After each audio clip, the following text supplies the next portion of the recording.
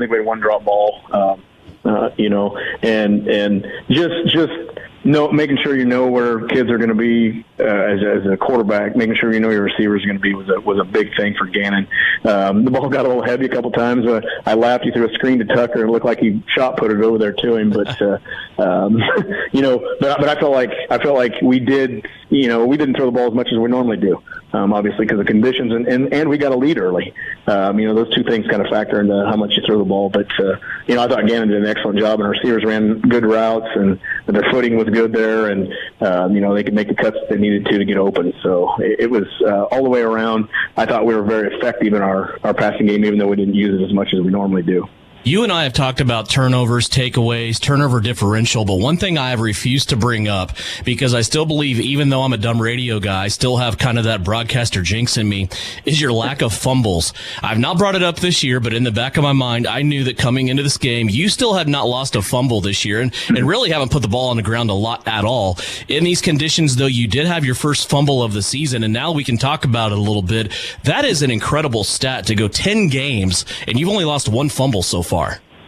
Well, it is, and we have multiple guys that carry the football, and at different phases of the game and all those different ways. And I'm pretty proud of that stat to be able to do that. Grady was a little loose with the ball when he fumbled it there, and the guy put a helmet on it. And of course, it was heavier and wetter and everything else than normal. But that's a good situation to be in. I think ball security is a big deal, and our kids have done a good job with that so far this year. During the stretch run of the season here, later in the season, where you closed out district play and also closed out league play, got into the playoffs here, you have had an extreme amount of success on third down. You go to the game on Friday night, 75% conversion rate on third down, 6 of 8, and that percentage has been right around there for these past few games.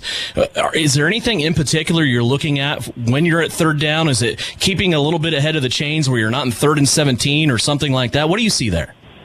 I think that's a big deal. First and second down are huge. And as you go through the playoffs and get rolling in your district and things like that, first and second down are big. If you can get to, 3rd and short, your playbook completely stays open. And like you said, 3rd and 17, you're limited on what you can do. Our kids know, too, that there's a good chance that we're going to go for it on 4th down. So a lot of times we try to manage that third down and get us into 4th and short when we can. And we've been pretty successful in the play calling that we've had to get us to the 1st down and not have to end up at 4th down. 34-7, you get the victory over Norton, a good team victory. As you said, your defense played extremely well in this game. How's this week going for you so far as you prepare for the Hoisington Cardinals?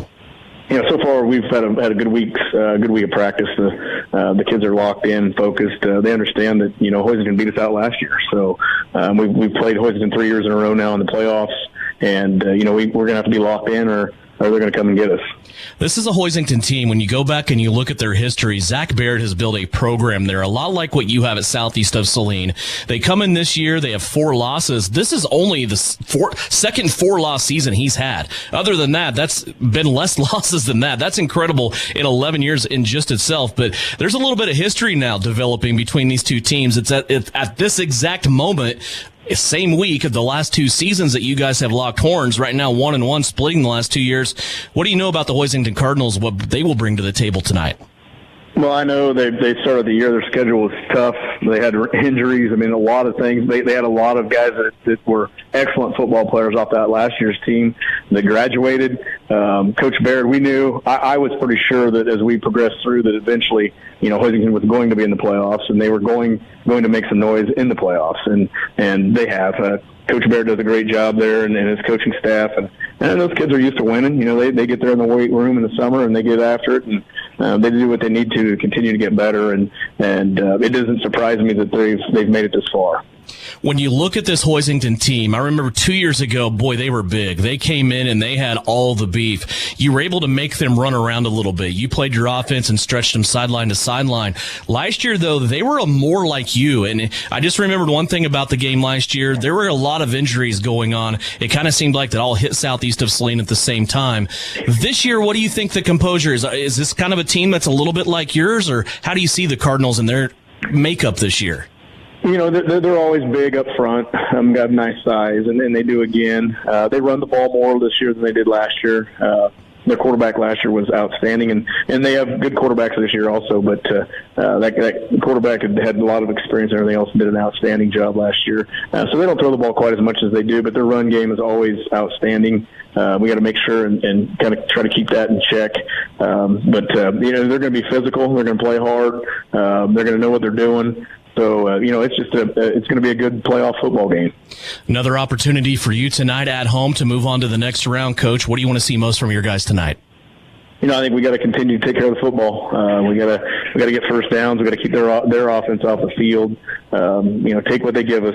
Defensively, we just got to rally to the football. They're going to try to pound it on some, and then pretty soon they're going to pull up and throw one. So we got to be ready for that also. Be on the attack. We got to be physical. We got to be smart. Special teams, I think I've said this every week, but in big games like this, special teams can make a huge difference. Mitch Gebhardt, head coach of the Southeast of Saline Trojans. His guys tonight taking on the Hoisington Cardinals. Coach, best of luck. We'll talk to you at halftime. Sounds great, Devin. Thank you. That's our pregame visit with head coach Mitch Gebhardt as he gets ready to take on the Hoisington Cardinals with his Southeast of Saline Trojans. It's brought to you by Frisbee Construction. More pregame and the coin toss. We're just about ready to go here from Southeast of Saline on KINA. Assyria Oil and Hardware encourages you to celebrate your freedoms and the best country on the planet. Stop in and check out the largest ammo supply in southern Saline County. Stock up now and be ready for next season. With 24/7 pumps, no matter what time of day or night, your gas and diesel tanks can rely on us. During regular business hours, you can get your favorite pizza and snacks to have enough energy to win the day. Assyria Oil and Hardware, located in Assyria at the corner of Center and Main. We'll fill you up. Hey Trojans fans, this is Angela Gebhardt, proud wife of Southeast Saline head coach Mitch Gebhardt. Just like the Trojans strive for excellence on the field, the Bank of Tesket goes the extra mile to offer top-notch checking accounts that fit your style. Whether you're managing your day-to-day expenses or planning for the future, our checking accounts are easy, convenient, and tailored for you. Plus, with your local roots and friendly service, we're here to support you every step of the way. Go Trojans! Bank of Tesket, member FDIC. At Maury Clinic Sports Medicine, we are available when you need us most. I'm Dr. Andrew Westbrook, and I am the sports medicine physician at Maury Clinic. I see patients of all ages and help them come back stronger than ever. From broken bones to joint pain, my team and I are committed to help you do more. For those with sports injuries, come see us at our sports medicine walk-in clinic Monday and Thursday mornings from 8 to 9 a.m. Prevent, recover, and strengthen so you can perform your best. Maury Clinic Sports Medicine. Make your move with confidence. This has been Countdown to Kickoff. The opening kick is right around the corner. It's about to get ugly. Back to the stadium we go for Trojan football on KINA Sports. Welcome back into the campus of Kansas Wesleyan High School. Devin Haney along with Russ Kossel as we get ready for sectional playoff football. What that means in math, there's 8 teams left in each classification. 2 of them will square off here for the 3rd consecutive season. Southeast of Saline and Hoisington getting ready to do battle here on the turf at the Graves Sports Complex on the campus of Kansas Wesleyan. Glad you could join us. Live stream video of tonight's contest on SalinaPost.com. Provided by our good friend Brian Dennett, and also free of charge thanks to Salina Septic Service. I want to thank Cole and Callie for their dedication to supporting high school athletes and also the state playoffs here with Southeast of Saline. Hoisington won the toss. They deferred. Southeast of Saline will start with the football as we get ready to go. Russ Kossel, a lot has been talked about with this contest.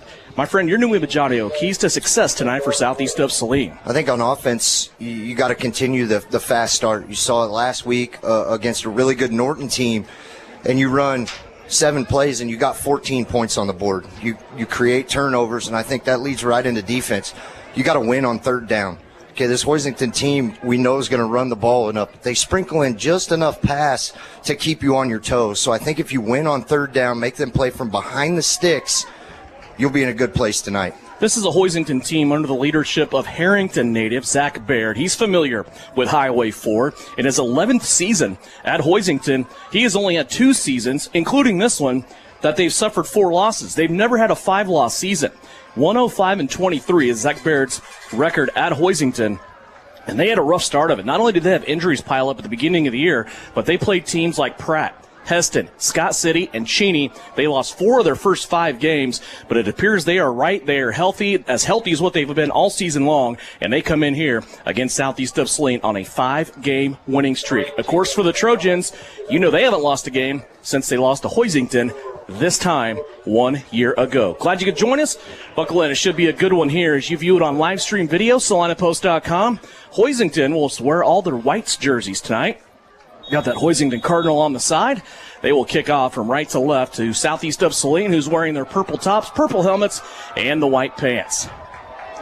12 minutes on the clock, and we are ready to go here from the Graves Sports Complex as Taylor Morales has it teed up here for the Hoisington Cardinals. Back deep, Tucker Thaxton, Canyon Douglas for Southeast of Saline, and this kick is going to be carried by the wind out of the back of the end zone, and that is something we need to touch on is our field conditions tonight. Mostly clear, 58 degrees, that south-southeast wind blowing anywhere from 15 to 25 miles an hour. That wind will not diminish throughout the night. It'll drop about 4 degrees, so what you have now is about what you're going to get as those current game conditions are brought to you by the Kniper Agency of Farmers Insurance. Southeast of Saline on the field here offensively. Looking over at the sideline, they will be led tonight by junior quarterback Gannon Jacobson. We'll go over his supporting cast after this first down play. 2 receivers to the right-hand side for the Trojans, 1 to the left. Thaxton will go in motion. They'll give the ball to Tucker as he cuts back, looking for some space. Little hesitation plays, hit hard from behind, and that will help drive Tucker Thaxton forward for a 4-yard gain, almost 5, as he flirts with the 25-yard line. Jacobson's supporting cast brought to you by the Jeff Wells Agency of American Family Insurance. Let's start up front. Ian Nicholson is your left tackle, left guard Deacon Bear, center Drew Weller, right guard Brody Chambers, right tackle Kendall Miniman. Trip receivers now to the right. They will go into the hands of Grady Gebhardt for the first time, and Gebhardt looked like he had a head of steam, and then he ran into a brick wall on that second level as Carson Mason, the junior safety, was there. Might have saved a touchdown for the Cardinals, but it's a first down for Southeast of Saline as Gebhardt has a gain of 7. Yeah, an absolute collision right there between Carson Mason and Grady Gebhardt. Good look right there for the offensive line in those 2 plays against. We talk about it all year, Devin. Our offensive line for Southeast undersized in every single game. From the 31, it's first down and 10, Southeast of Saline. Here's Thaxton in motion again. They're going to fake it to him this time. Jacobson will keep it. Wanted to get to the edge on the right-hand side. Now he's dodging bullets. He does an excellent job of that. Gets ahead across the 35-yard line and will be dropped down at the 36. It's a gain of 5. Might have been a loss of 3. Yeah, good job up front by the offensive line, holding on just long enough where quarterback Gannon Jacobson was able to make one move 2 yards behind the line of scrimmage and pick up 5 yards. Grady Gebhardt, Malachi Hopkins, Tucker Thaxton, Canyon Douglas, Evan Watkins, Caden Berrigan, your skill spots for Southeast. Here's the pitch out right-hand side. Gebhardt has a crease, has a first down, and again runs into that hard-hitting safety, Carson Mason, for the Hoisington Cardinals. Carson Mason doing a good job in there. He got help that time from linebacker Taryn Kraft, but boy, Gebhardt's running hard to start this game, and that is a collision as he gets into the third level. Yeah, and Gebhardt, like you said, running extremely hard. Hoisington also had Brody Corbett in there coming in, laying the stick, and this Hoisington team bringing the hits early, but well after big yards. Those starters for Southeast of Saline, again, brought to you by the Jeff Wells Agency of American Family Insurance. Counterplay, Gebhardt. He's going to stick his nose in the pile. He's going to flirt with the 45 and then brought down there after a gain of 2 yards. 3 carries here by Grady Gebhardt early on. By this time last week, he already had 2 touchdowns. Things not that easy so far in this game against Hoisington. 3 carries, 16 yards, and Southeast of Saline has a second down at 8 at their own 44-yard line. It's going to be a battle at the line of scrimmage all night long. 3 wide receivers off to the right. Perfect November football conditions. Here's a screen pass out. It goes through the hands of Tucker Thaxton. That'll bring up third down and 9. Deacon Bear was pulling that time on the offensive line spot from the left guard spot out to the right to hopefully lead a surge, but Thaxton couldn't hang on to the football. And that looked like a rare drop right there for Tucker Thaxton, but it almost looked like, Devin, the wind kind of pushed that one back just enough where he had to go back for it. It is a considerable wind right now that Southeast of Saline is driving into. Third down and 9. Jacobson back to throw. Stands tall in the pocket. Now he's flushed out with pressure. Gets to the right-hand side. Has Thaxton who makes the catch at the 44-yard line. Then he's driven down to the 41. Southeast of Saline picks up a big third down, and they drive it into Hoisington territory at the 41-yard line. It's a gain of 15. Yeah, go right back to what got you here. Find old reliable 22 Tucker Thaxton. Gannon feels the pressure late, steps up, buys just enough time for Thaxton to come open. From the Hoisington 41 in Cardinal territory, Gebhardt in motion. Jacobson will roll away from that. He'll throw it out to Malachi Hopkins, who looked like he was going to have a gain of 10, but dropped the football. 3 pass attempts for Southeast of Saline, 2 drops out of those 3 attempts. You would think that would be more of a problem last week. We only saw 1 drop in the driving rain last week by the Southeast of Saline offense. Here early on, they have 2. Yeah, and Malachi did everything right there. Ran a great route, got wide open, planted that foot, did everything he did right, but catch the ball looking ahead before he caught it. 2nd down and 10 at the Cardinal 41-yard line. 3 wide receivers, left-hand side. Jacobson glanced. Now he takes off. He comes off to the right-hand side, and he is going to edge up right against that 35-yard line. It's a gain of 5 on the play. Brings up 3rd down and 5. Yeah, and then 3rd down here, once again, really options wide open. You got 2 plays right here, right? You're almost at the 35-yard line of Hoisington, so you got 2 plays. That time, Southeast going 5 wide, which we don't see very often unless they motion a guy out of the backfield. From the 36, we're just underway. It's the opening drive of the game. We do have some 8-man contest scores that have started rolling in of games that started at 6 o'clock. We'll check the Bennington State Bank scoreboard when we get a chance. 3 receivers on the right-hand side. They fake the end-around action to Thaxton, and Jacobson is going to be lassoed up from behind and dropped down by Preston Merlau. Preston Merlau right there coming in, and very good read by that young man. Just a sophomore out there on the field. Saw a lot of playing time really all year long. So 4th down now on the carry that went for no gain for Gannon Jacobson. 4th down and 5. If Southeast can make it to the 30-yard line, they'll be safe. 3 wide receivers on the left-hand side. Hoisington showing blitz, and there's movement up front. Hoisington might have gift-wrapped this for Southeast of Saline. Boy, they were charging hard. Yeah, I think they're going to get C.J. Bryant, the cornerback, on the near side of the field here. And now that will give them just enough. They're going to give them 1st down yardage. What a huge mistake by the Cardinals. You had Southeast of Saline with their backs against the wall with a 4th down and 5, and you gift wrap it for them. And pencil that one down. I know it's the first drive of the game, but that's one you're going to want to come back to. Jacobson fakes the pass out to the right, throws it downfield, has Gebhardt, and it goes up over the top of Gebhardt's helmet. He was covered that time by Talon Morales, and that ball again went up and hit the wind. That big wall of wind just drove it down. Gebhardt had to stop and almost come back to the ball, and he was unable to get back to it. And Gebhardt had a step on him. Good play fake right there by Gannon. Big shoulder pump fake. Cornerback bid on it. Grady had him beat by about 2 yards, but gets up into that 15-20 mile-an-hour wind and just pushes it back down. 2nd down and 10. Clock stopped after the incomplete pass. 7:41 left to go. A bunch of receivers off the line of scrimmage, left-hand side. Gebhardt will run behind them. He'll put his head down, and he will make it to the 26 after a gain of 5. 3rd down and 5 coming up. Yeah, and another 3rd down, but good vision right there by Grady. That play designed to sweep to the outside of the numbers. Southeast had it blocked to the numbers. Grady plants that left foot in the ground, gets up, and once again another 5-yard carry to bring up 3rd and manageable here. 3rd and 5. Ball sitting between the 26 and 27. 2 wide receivers to the left. Jacobson, play action with Gebhardt, rolls out, looking at Thaxton, waiting on him to run the out. Now Jacobson has to spin off a defender. He's still alive, has Thaxton coming back to the ball, and Tucker Thaxton catches the football at the 18-yard line. It's a gain of 8. Move the sticks, and buying time like he had all the money in the world was Gannon Jacobson. Yeah, it's that Gannon magic once again. He feels that pressure, almost holds on to it too late. Gets one arm pulled by him. He kind of does the do-si-do spin move. Tucker Thaxton did exactly what you want a receiver to. Come back to your quarterback in trouble.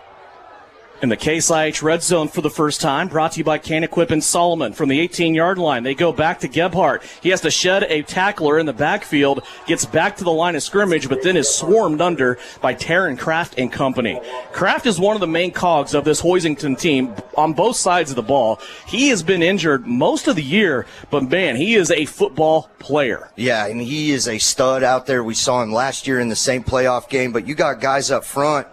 Leighton Hoffman, for instance, 289, 6'3", just a junior up there and anchoring this defensive line for Hoisington. He's in the middle right now as you see the Cardinals going those wide splits. Here's Jacobson, screen pass out to the left. Thaxton has it, ankle tackled at about the 16-yard line. It's a gain of 3, and it'll bring up 3rd down. Yeah, Mason Martin did a really good job of coming up for Hoisington, getting off that block. and making that open field tackle right now. Hoisington really stacking the box here early, Devin. Got 7-8 guys in there putting a lot of pressure on their cornerbacks and safeties out there on the field. 5:43 left to go. Southeast of Saline killing the clock here. Most of it here on this first drive, the opening drive of the game. Right now up against a big 3rd down and 8. Jacobson rolling out to the right-hand side, running out of time, looking for some running space. He will be having trouble finding any kind of running space, and he'll make it to the 15, where it'll bring up 4th down. It's a gain of just 1 for Gannon Jacobson. Yeah, now you're going to get stuck here with a big 4th down play on your opening drive. You've killed almost 10 minutes, 8 minutes off the clock here as you're driving down. You got to find a way here to get inside the 9-8 yard line to pick up this 1st down. 4th down and 7 here for Southeast of Saline as we go to the 5-minute mark already here in this first quarter. The wind blowing more towards the press box here, but in the faces of Southeast of Saline. 4th down and 7 from the 15. They'll take a look over here to the sideline on the near side where the purple jerseys are. Caden Berrigan will move in more tight to the line of scrimmage. Jacobson will roll out that way to his right. Now looking back left. Has lots of time. Looking for someone. Goes to the back court of the end zone. And it's going to be a diving attempt and incomplete to Tucker Thaxton. Boy, a great job by the offensive line that time for Southeast of Saline. But give more kudos to the coverage team in the secondary of the Cardinals. And Southeast of Saline turns it over on downs at the Cardinal 15-yard line. Yeah, I think that drive really was saved by the coverage of the Hoisington Cardinals right there, and Gannon kind of threw that in anticipation of Tucker coming open, but once again, that's a long way to throw the ball in this 15 to 20 mile an hour wind. Now you turn to the defense who has kept you in games and gotten you the ball back more times than not this year.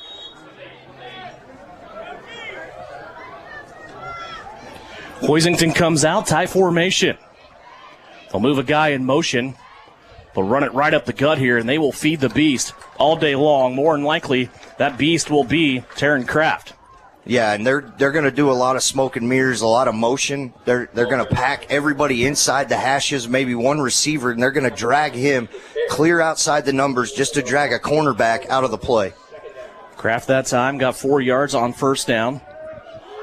4:10 left to go, first quarter. This time Hoisington will go to a passing formation, or at least it appears so. 2 wide receivers on the right. Rolling out, Gala has a wide receiver diving out of bounds at the 30-yard line, and he has his man. That's Mason Martin at the 30. It's a gain of 16. Speaking of 16, Southeast unable on that last drive, come up short on 4th down. You ran a 16-play drive there and could not get points on the board. Out to the 30-yard line, Hoisington has a 1st down. 3:48 left to go here. We are scoreless in the first quarter. Rin Gala, the quarterback here for the Cardinals. Remember Tony Moore, he was their quarterback last couple of years. He's at Fort Hays State playing baseball now. Here's the give to the running back off the right-hand side. Tried to break a couple of tackles and get away, but he could not. That was Taylor Morales, and he will be held to just a yard on the play. Yeah, good defense right there by Southeast, really winning the battle on that line of scrimmage. Over there, Bryson Lippold kind of setting the edge, him and Drew Weller forcing that thing back inside. Bryson able to get off the block. One thing to notice, Killian Vaughn out there again still has his cast on this week. Lippold has had a really good season on that joker spot. Sometimes he's on the D-line. Most of the time he's not. He'll even play coverage sometimes. Tight formation, 2nd down and 9 for the Cards. Long count here by Gala. He's going to hand it to Kraft on the inside, and he is blown up after a gain of 1. Good job right there, defensive line. It looked like Brody Chambers maybe getting up there from the bottom of the pile, as well as Killian Vaughn once again. 3rd down and 8 for the Cardinals.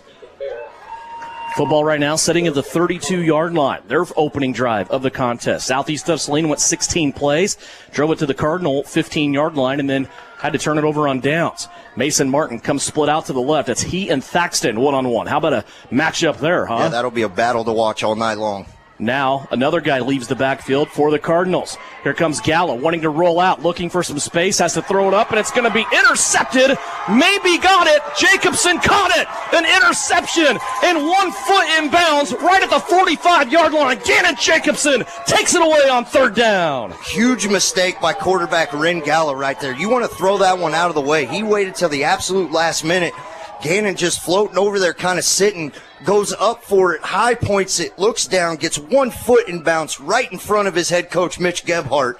What an interception. What a defensive stand right there, and yet another turnover for this Southeast defense. You saw the sideline for Southeast of Saline erupt. They knew it was a good interception. Jacobson conscious enough to get the catch and also his foot down. Now Southeast has it on offense. They go back to Grady Gebhardt looking left-hand side, and he's going to be tackled after a loss of 1. Grady just could not get to the edge that time, as Hoisington there defensively waiting on him. Yeah, good play over there by the defensive end for Hoisington. Evan Watkins unable to hold that block there to set the edge for Grady Gebhardt. Now behind the sticks for second down. From the 45. Jacobson passes quick over to Thaxton. Thaxton has a tackler at his ankles. He'll be driven down at the 38-yard line after a gain of 7. And that's something we're going to have to watch, Devin, in this passing game. You watch at the snap, the Hoisington defensive backs immediately backpedaling 5 to 6 yards, already off of the receivers, all of them for Southeast 5 yards, giving plenty of cushion. Take what the defense is going to give you tonight. 3rd down and 4 for Southeast of Saline at the Hoisington 33. They give it to Gebhardt again after faking it to Canyon Douglas. Gebhardt will spin his way down to the 34-yard line. Be very, very close to a first down. The officials from the outside where the sticks are on the opposite side walking in, and he will have a conversation here. Maybe a measurement. The White Hat's going to look down the line. He's going to eyeball it. And he's going to ask for a measurement. This gives us a chance to remind you whether we're on campus at Southeast of Saline or visiting here at Kansas Wesleyan. We always have the strength of Sage products on our side. From ceiling to floor, from wall to wall, paper towels, paper towel dispensers, all kinds of soaps, and everything you need for your home or office. Sage products in Salina, a proud supporter of not only Kansas Wesleyan but also Southeast of Saline athletics. Measurement is down, and it is good for Southeast of Saline. At the 33-yard line, Southeast of Saline will have a new set of downs, and it's a first down for the Trojans as they try to capitalize on this turnover that they have taken away from the Hoisington Cardinals. Southeast of Saline came into this game. It's progressively gotten better in the playoffs, of all things. A turnover margin now of +8. Yeah, and we saw earlier in the year they were almost behind halfway through the year and started finally turning the ball over. But you got to get points off of these turnovers as they're going to get harder to come by. From the 34, where it's first down, they give it to Gebhardt. Gebhardt starts out right, plants his foot, cuts back up inside, and goes to the 30-yard line after a gain of 4. Yeah, another good hard run right there. Grady sees a hole just barely open up, plants that foot in the ground. And we've talked about his vision this year is really, extremely, extremely great, for lack of better words. He's seeing the field not only at the first level, but the second level as well. 2nd down and 6 here for Southeast of Saline. 1:04 left to go here in the first quarter. Pitch out left-hand side. Evan Watkins lead blocking for Gebhardt. Grady gets spun around, carries the pile, and he'll have a Southeast first down. Southeast of Saline has a first down at the 23-yard line. Evan Watkins out there leading the way for Southeast of Saline. Yeah, Evan Watkins set the edge that time. He did not get beat, hooked on the inside, drove his defender in, allowed Grady to get to that second level where he takes on 1, 2, 3 Cardinals, carries them 2 yards, gets another first down for Southeast as they're just outside the Can-Equip red zone. Maybe the last play of the first quarter here. We were already at that point. Southeast of Saline with a first down and 10. Jacobson rips it down the left-hand side, and he has his man! Cannon Jacobson to Tucker Thaxton. Another touchdown as those two hook up. And for Tucker Thaxton, it's another touchdown in his senior season. That is a baker's dozen now. 13 touchdown receptions for Thaxton. Not only the pump fake by Cannon Jacobson, Devin, Tucker Thaxton froze on that route, spin cycle, did a complete 360. The defender had no idea what was going on, and just a wide open, Gannon just lobbed that thing up there and win, no problem. Tucker Thaxton, number 13. That takes some arm strength by the junior quarterback, Jacobson. Now some misdirection here on the 2-point conversion. Back of the end zone for the second consecutive week. Caden Berrigan, has a touchdown. KB reels it in, and Southeast of Saline capitalizes on a turnover by the Hoisington Cardinals with 33 seconds left to go in the first quarter. They lead at 8-0. Southeast of Saline football here on KINA and live stream video on Salina Post, brought to you by Watkins Tree Farm. Hey, Trojans fans. This is Angela Gebhardt, proud wife of Southeast Saline head coach Mitch Gebhardt. Just like the Trojan strive for excellence on the field, the Bank of Tesket goes the extra mile to offer top-notch checking accounts that fit your style. Whether you're managing your day-to-day expenses or planning for the future, our checking accounts are easy, convenient, and tailored for you. Plus, with your local roots and friendly service, we're here to support you every step of the way. Go Trojans! Bank of Tesket, member FDIC. You're listening to Trojan Football on KINA Sports.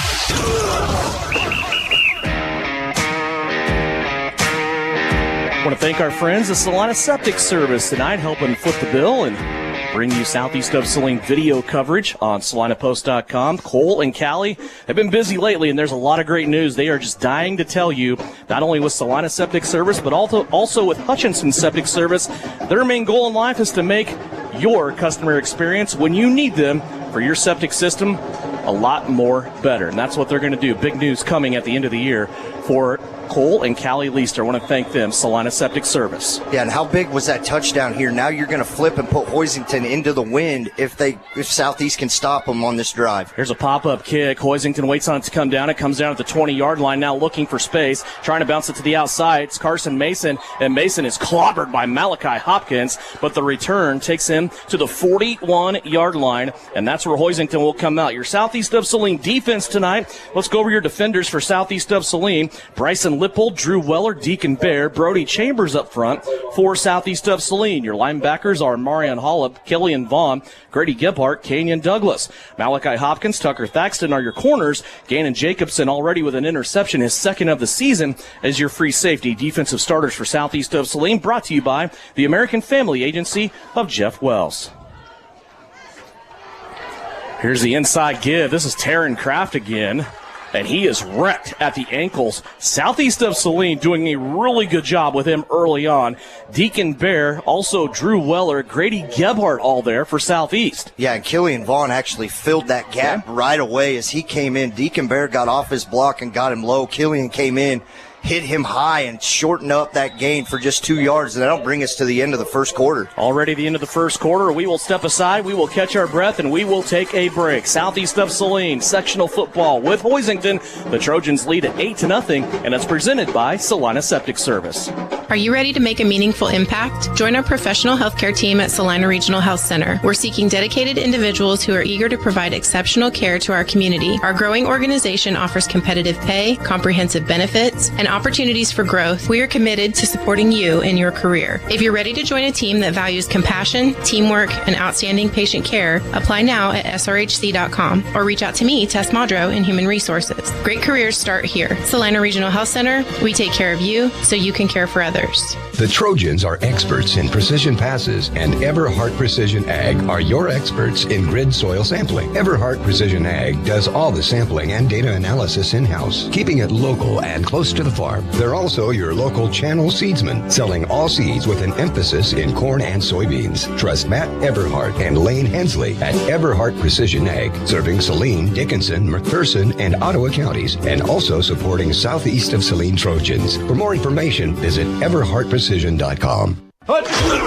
You are listening to Southeast Trojan Football on KINA Sports.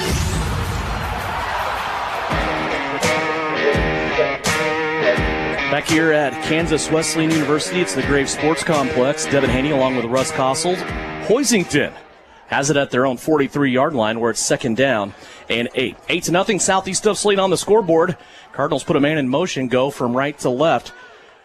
And they try to run it right up the gut, and it's going to be right in. They call him a fullback. It's Taryn Kraft, and he will move it ahead to the 46-yard line, gain of 3. Yeah, call him a fullback, but they really have, 2 to 3 tailbacks there in that backfield as he barely got through, got tripped up right there, read pretty well by Southeast Saline. Now you got to win on third down, right? You have to come away to figure out how to get off the field on third down. Third down and 5. Big center for Hoisington. Leighton Hoffman grabs that football. He's going to snap it back here. Pitch out to Taylor Morales. Morales has some space. He fumbles the football, but Hoisington's going to cover it up. Boy, another opportunity there for Southeast of Saline on defense. They had that football laying on the turf for a split second after Morales got hit, but Hoisington able to cover it up, and they will have a first down in Southeast of Saline territory at the 43-yard line. Yeah, I believe, if I read the numbers right on the far side, that was Grady Gebhardt came up, laid the hit. Very, very fortunate bounce right there for the Hoisington Cardinals to get that one back. They go back to the spot of the fumble, but it was still good enough for a first down. The wind now, instead of in Hoisington's face like it was Southeast in the first quarter, is blowing more across the field towards the press box, so towards the camera as you view that live video on Salina Post. Here's a guy in motion. He'll overload the right-hand side for Hoisington. 3 receivers on the right. They hand it back inside to Taryn Kraft. Nope, that is not Taryn Kraft as they unpile. Russ, who is that? That is Preston Merleau coming in. We saw him lay a couple big hits there in that first drive of the game. Just a sophomore out there getting some playing time, and watching him throughout the years, just a very, very good athlete at all sports. Comes in 6th on the team in rushing. Was able to get 4 yards there. Football sitting at the 42-yard line now. Hoisington with a second down and 8. Little confusion coming out of the huddle as all the offensive linemen turned back to him. Play clock down to 2. Hoisington's going to have to get it off here. They do right when it hits 0. The ball's on the turf. Ball is on the turf. The scramble drill is on. And Southeast of Saline nearly gets another turnover in Hoisington. I think Zach Baird's seen enough. He's going to call a timeout as they will get these guys unpiled. And you were right. A little discombobulated there were the Hoisington Cardinals. So we'll step away. We will take a break. A 30-second timeout as Southeast of Saline leads Hoisington 8-0 here on KINA. At Vernon Jewelers, we are celebrating 140 years of our family serving yours, serving you with the best in prices, quality, and the service to back it up. You can trust us for your unique custom pieces and any repair you may need. And just because we've been around for 140 years doesn't mean we are old and out of touch. It just means we're really good at what we do. Now is the time to shop for the holiday. Come see us in downtown Salina and look for the iconic Vernon Jewelers sign on Santa Fe, here for you since 1884. You're listening to Trojan Football on KINA Sports. Welcome back here to Kansas Wesleyan. Southeast of Saline leads Hoisington 8-0. Our chance to check the Bennington State Bank scoreboard. Osage City leads Nemaha Central, the defending champion, 7-0. That is early on in the first quarter. Also, Beloit leading over Garden Plain. The winner of that game gets the winner of this game, and Beloit is up early 13-0 over the Owls. Also, Axtell over Osborne, big early on in 8-man, 46-8. Victoria and Central Christian. Victoria is up 20-6 in the second quarter. More scores coming here on the Bennington State Bank scoreboard. We're here. It is 8-0. Southeast of Saline. 3rd down and 12 for Hoisington. Back at the 45-yard line. They're going to run a quarterback keeper, and into the second level is about as far as they're going to be able to advance that. Jason Robinson that time took the snap for the Hoisington Cardinals, and he was able to get about 5 yards. And that's no surprise to see Jason Robinson in at quarterback. When Ren Gallo went down in the first game of the year for Hoisington, Robinson was the one who got all the snaps back there at quarterback. And if you remember last year, if you're Southeast Saline, Robinson was that receiver that... 4th down and 9. Big down here for Hoisington. They're in a quick kick situation. High snap. It's going to come down, though. And the ball up in the air hits the wind. It's going to take a southeast bounce and be down at the 25-yard line. That was a big down here early on in this game. Hoisington, really, you go back to that second down bad snap. That cost them about 5-6 yards in that sequence, put them behind the chains, and they had to punt it away here. And Southeast was fortunate right there. They kind of jumped early and got back. If you're the center and you see a guy right in front of your face, off to your side a little bit, and he jumps, you got to snap the ball right away to get that free play. And a good job by the Southeast Saline defense to get back onside right there, so there was no penalty.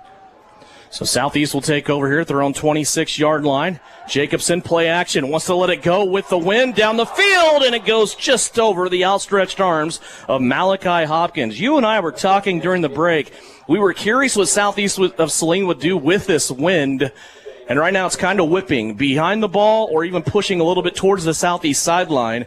And that time it was just over the outstretched arms of Malachi Hopkins as Southeast took a shot on first down. Yeah, I like that shot, right? You got the wind at your back. You want to go good play fake by Gannon, rolled out plenty of time over there. Tucker was open too on the far side, just carried a little bit too far for Malachi. 9 minutes left, second quarter. Pitch out left-hand side to Gebhardt, looking for space, trying to get some blockers formed. Just ran out of time and space. Out there on the edge at Lippold and also Ian Nicholson from his left tackle spot. As Gebhardt was able to get 5 on the play, that brings up 3rd down and 5. Yeah, Malachi as well did a good job of setting the edge over there. Had Ren Gallo blocked pretty well. Grady just about got to the corner. If he gets there about 5 steps sooner, he's able to plant it up and then make a decision. Hoisington doing a good job of forcing that thing all the way over to the sideline. 3rd down and 5 from the 32-yard line. 2 receivers to the right, a single to the left. Jacobson in the pistol with Gebhardt directly behind him. They'll run it. Here's Grady coming through the line of scrimmage, past the 35, gets to the 36, and he's going to be just a football past the sticks. 1st down, southeast of Saline. Yeah, and C.J. Bryant right there had him dead to rights about 2 yards before the sticks, and Grady just put on the brakes and made one cut, left C.J. standing still, and then was able to get another 3 yards, just enough for 1st down. Grady Gebhardt coming into this game 1,127 yards.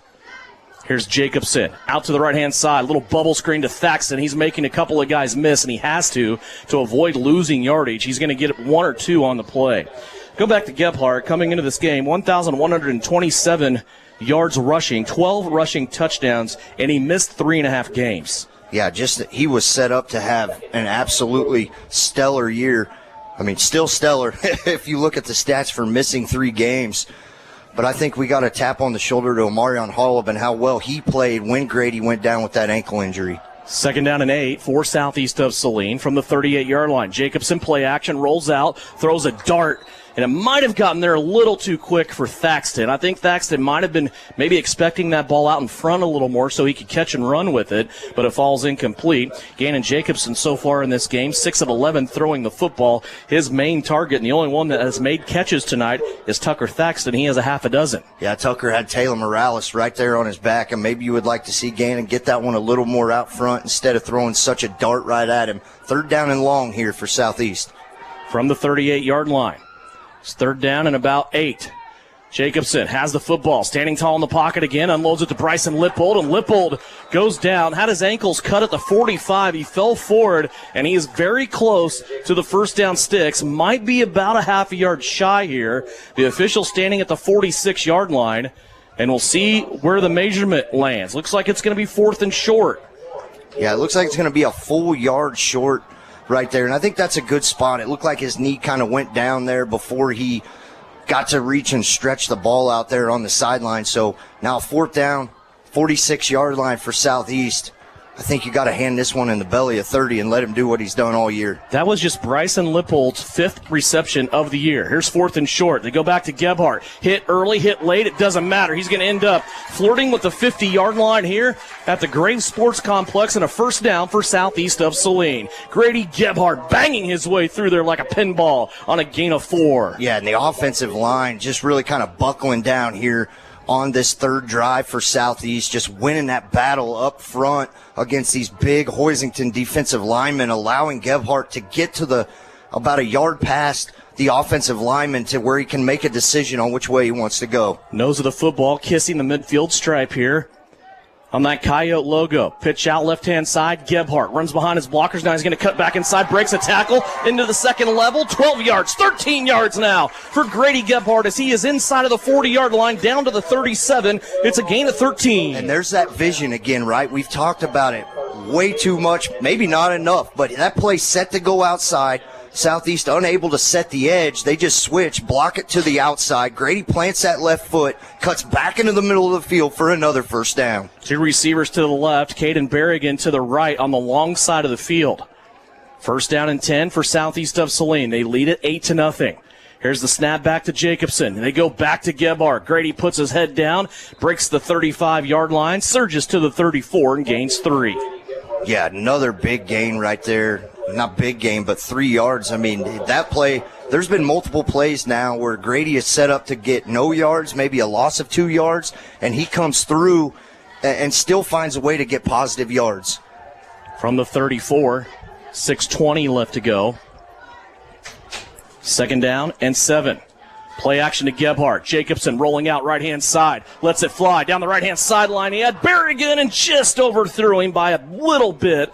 Again, if the wind's not blowing and accelerating that ball, that's probably right in the breadbasket of Caden Berrigan, but it just got to the pylon before KB did and fell incomplete. And we've talked about Gannon and his arm strength really all year long.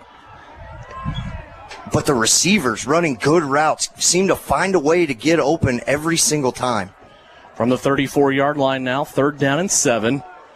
We'll like to think a couple of downs here probably for Southeast to pick this up. Jacobson throwing again. This one behind Thaxton, and Tucker Thaxton, I don't know how he does this sometimes. He just went full matrix on that football and was able to catch it real close to the sticks. He's going to be about, they're going to say 1st down. I was looking at it, I was going to say a couple inches, but they said no. They gave it to Tucker Thaxton. What a play. And Tucker put on the brakes right there, and the brakes gave out. Like he was on ice right there, went down, reaches behind him, almost behind his head, and pulls that one in. What an unbelievable play on 3rd down by Tucker Thaxton. Football at the 27-yard line. Jacobson rolling out to the left, nothing there. Throw back to Gebhardt. Gebhardt has to get away, and he does. Here's Gebhardt down the side, and they're going to have a bad block over there right where this play was going on at the line of scrimmage. Brody Chambers and Taryn Kraft got kind of tangled up that time. Chambers had his hands up by his shoulders as if he wasn't trying to throw the block, but yet their feet got tangled up, and the action had already been taken here, so Southeast will probably have to serve a penalty here. Yeah, it was Brody Chambers over there, and he had him, and Morales kind of got around him, and then he was already extended, and then, as soon as you put your arms up like you're not guilty, more than likely you probably are. Just unfortunate right there. Tried to set up the screen. Great play call. Haven't seen a screen yet tonight. Now Southeast is going to be pushed back 15 yards, but still 1st down, so still plenty of time to go here. If you're going to make a mistake, make it on 1st down. That'll put the Southeast of Saline Trojans back to the 37, where it's 1st down and 20. From the 37-yard line, they'll go empty backfield again. 5 wide receivers into the belly of Gebhardt, who came on the jet sweep from the far side. He works back left, and he's going to stick his nose down to the 33-yard line after a gain of 4 on 1st and 20. Yeah, Ian Nicholson just had his block and was unable to hold Preston Merlou off long enough, able to get off and make that tackle. If he's able to keep contact for even another half second right there, Grady had a lot of head of steam and a lot of green turf in front of him. If you showed up tonight to watch the Hoisington offense, you're probably really disappointed because time of possession heavily in favor of Southeast of Saline in this one. They've done a nice job possession football. And give credit to Hoisington's defense for not giving up big plays. It works both ways, right? Here's a wide receiver screen once again, out this time to Thaxton. Thaxton drops the football as he was on a spin move, and that football comes out, rolls to the 20-yard line where Hoisington's going to pick it up. You're always susceptible when your body twists for that football to come out, and that's what happened to Tucker Thaxton there on 2nd down. And Southeast of Saline's defense will have to come out here and hold up as Hoisington now has their first turnover takeaway of the game, and they will start with their offense at the 21-yard line. Yeah, and you hate to see that, but whenever you put yourself in those spin moves, your arms tend to go out. You're not able to protect that football, and that's exactly what happened right there to Tucker Thaxton. Put on a spin move. Arm kind of got extended a little bit. Ball gets knocked out, recovered by Hoisington. Hoisington, 1st down and 10 from their own 21-yard line. Play action here. They want to throw. Under pressure, ball over the center of the field, and this one's not close. He was looking for Mason Martin, was Rin Galla that time from his quarterback spot, and that one falls incomplete. 2nd down and 10. Galla has just thrown 3 passes here in this game. Hoisington has only ran 11 plays. It's 8-0, Southeast of Saline. Hoisington has it here after the Thaxton fumble at their own 21-yard line. Tight formation once again. Galla under the center. Little motion. They'll put it in the belly of Taryn Kraft, and he is going to be saddled up and tackled almost immediately again. Killian Vaughn in there. Deacon Bear also gets up from the bottom of the pile. Southeast has done a good job with Taryn Kraft so far. That time they limit him to just 1 yard. 3rd down and 9 coming up.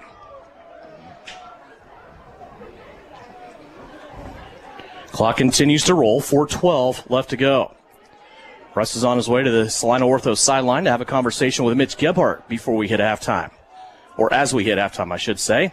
3rd down and 9 Cards. They have 2 receivers, 1 on each side. Comes a man in motion now, make it 2 receivers on the right. Gallup back to pass, over the middle. It's thrown high, and it's going to be broken up. Grady Gebhardt might have gotten a hand on that, but so did Gannon Jacobson. I have a feeling if the receiver or Grady don't get a hand on that, Gannon Jacobson might be in the end zone right now. We're talking about a pick 6 because he had a beat on that. He had a full steam run coming at the football, and it falls down incomplete. But, boy, Gannon Jacobson continues to regulate things from his safety spot, and now he will go back here along with Tucker Thaxton to receive this potential punt from the Cardinals. There's 2 receivers on the right-hand side. Thaxton's going to come up and cover one of them. This punt, really high in the air. It's going to bounce down about the 43. Jacobson will let it roll down, and it will take a stop at the 36-yard line. So after the turnover here by Southeast of Saline, the Trojan defense stands tall, and they're able to get the football back. 3:42 left to go. Southeast of Saline still has 3 timeouts remaining here in this second quarter. Yeah, no, I think you're right on that last would-be interception. You know, he's right there. If he doesn't leave his feet, of course, obviously when the offensive player goes up to get it, you want to try to match him, but that thing would have hit him right in the numbers. 3:42 left to go. Here's second quarter. Southeast offense back out on the field. After forcing Hoisington to a 3-and-out, here's Thaxton, catches it at the 40, spins off another defender who went low. That time it was Carson Mason coming in. No, it was not. It was Mason Martin. One of the Masons. Yep. That's on this Hoisington team. But, Devin, right there, I think you go right back to it, right? They're giving Tucker Thaxton 6-7 yards. Just run a 2-yard out, catch it, and let him do what he do. Yeah, he's set up for a monster first half already. Here's the give to Gebhardt trying to get the first down, and he is going to end up in a pile of rubbish here as he is not able to get there. He's going to come up about a yard short. And Southeast of Saline looking at a 3rd down and inch situation with 3:20 left to go second quarter. And the wind is much stronger down here on the field than even 15 yards away sitting in the stands. Not really much there, but you get down here on the field, and this wind is howling down here. 3rd down and a football for Southeast of Saline. They put 2 receivers on the right-hand side. Grady Gebhardt directly behind Jacobson. They go to Gebhardt, and he gets through. A lead block by Evan Watkins, who kind of sealed the edge that time. Weller and also Nicholson in on that block as well. And Grady Gebhardt explodes past the 50-yard line to the Hoisington 48. Yeah, Weller and Nicholson did a phenomenal job right there, just opening that hole right over there on the left side, which we thought maybe Southeast Saline had something last week on that left side. First down and 10 at the 48-yard line in Hoisington territory. Jacobson with an empty backfield again. Tried to throw the out to Tucker Thaxton at the 40, and that's going to fall incomplete. Also keep it here at halftime. After we take our first break and have our conversation with head coach Mitch Gebhardt, we will also have a conversation in the broadcast booth with Brooke Petty. Miss Petty will join the Equity broadcast booth as we will talk about Southeast of Saline FFA and all the good things they have been up to as of late. And on that out route right there, Hoisington jumped hard on it. Watch for maybe another double move. From the 48, second down and 10. 3 receivers right-hand side. They fake the pitch out that side. Jacobson wanting to run, and he's going to take on a defender at the 45, but a flag comes flying in from the lead official in the offensive backfield for Southeast of Saline. That was a little misdirection play there by the Trojans. It's going to be holding here against Southeast. So this will drive them back. Had all the action flowing one way, Russ, and then went towards it against the grain. Yeah, that was a good play design right there by this Southeast coaching staff to get everybody flowing one way to come back. Hoisington doing a good job staying with it right there. An unfortunate holding call, but 2:34 here left to go. Only second down, right? Southeast of Saline will get the ball to start this. Hoisington will get the ball to start the second half. So you want to capitalize on this drive right here. Clock continues to roll here. 2:33 left to go here in this second quarter. 8-0 Southeast. 4 wide receivers right-hand side. Jacobson looking away from them. Goes to Thaxton. And Tucker Thaxton catches it at the 41-yard line.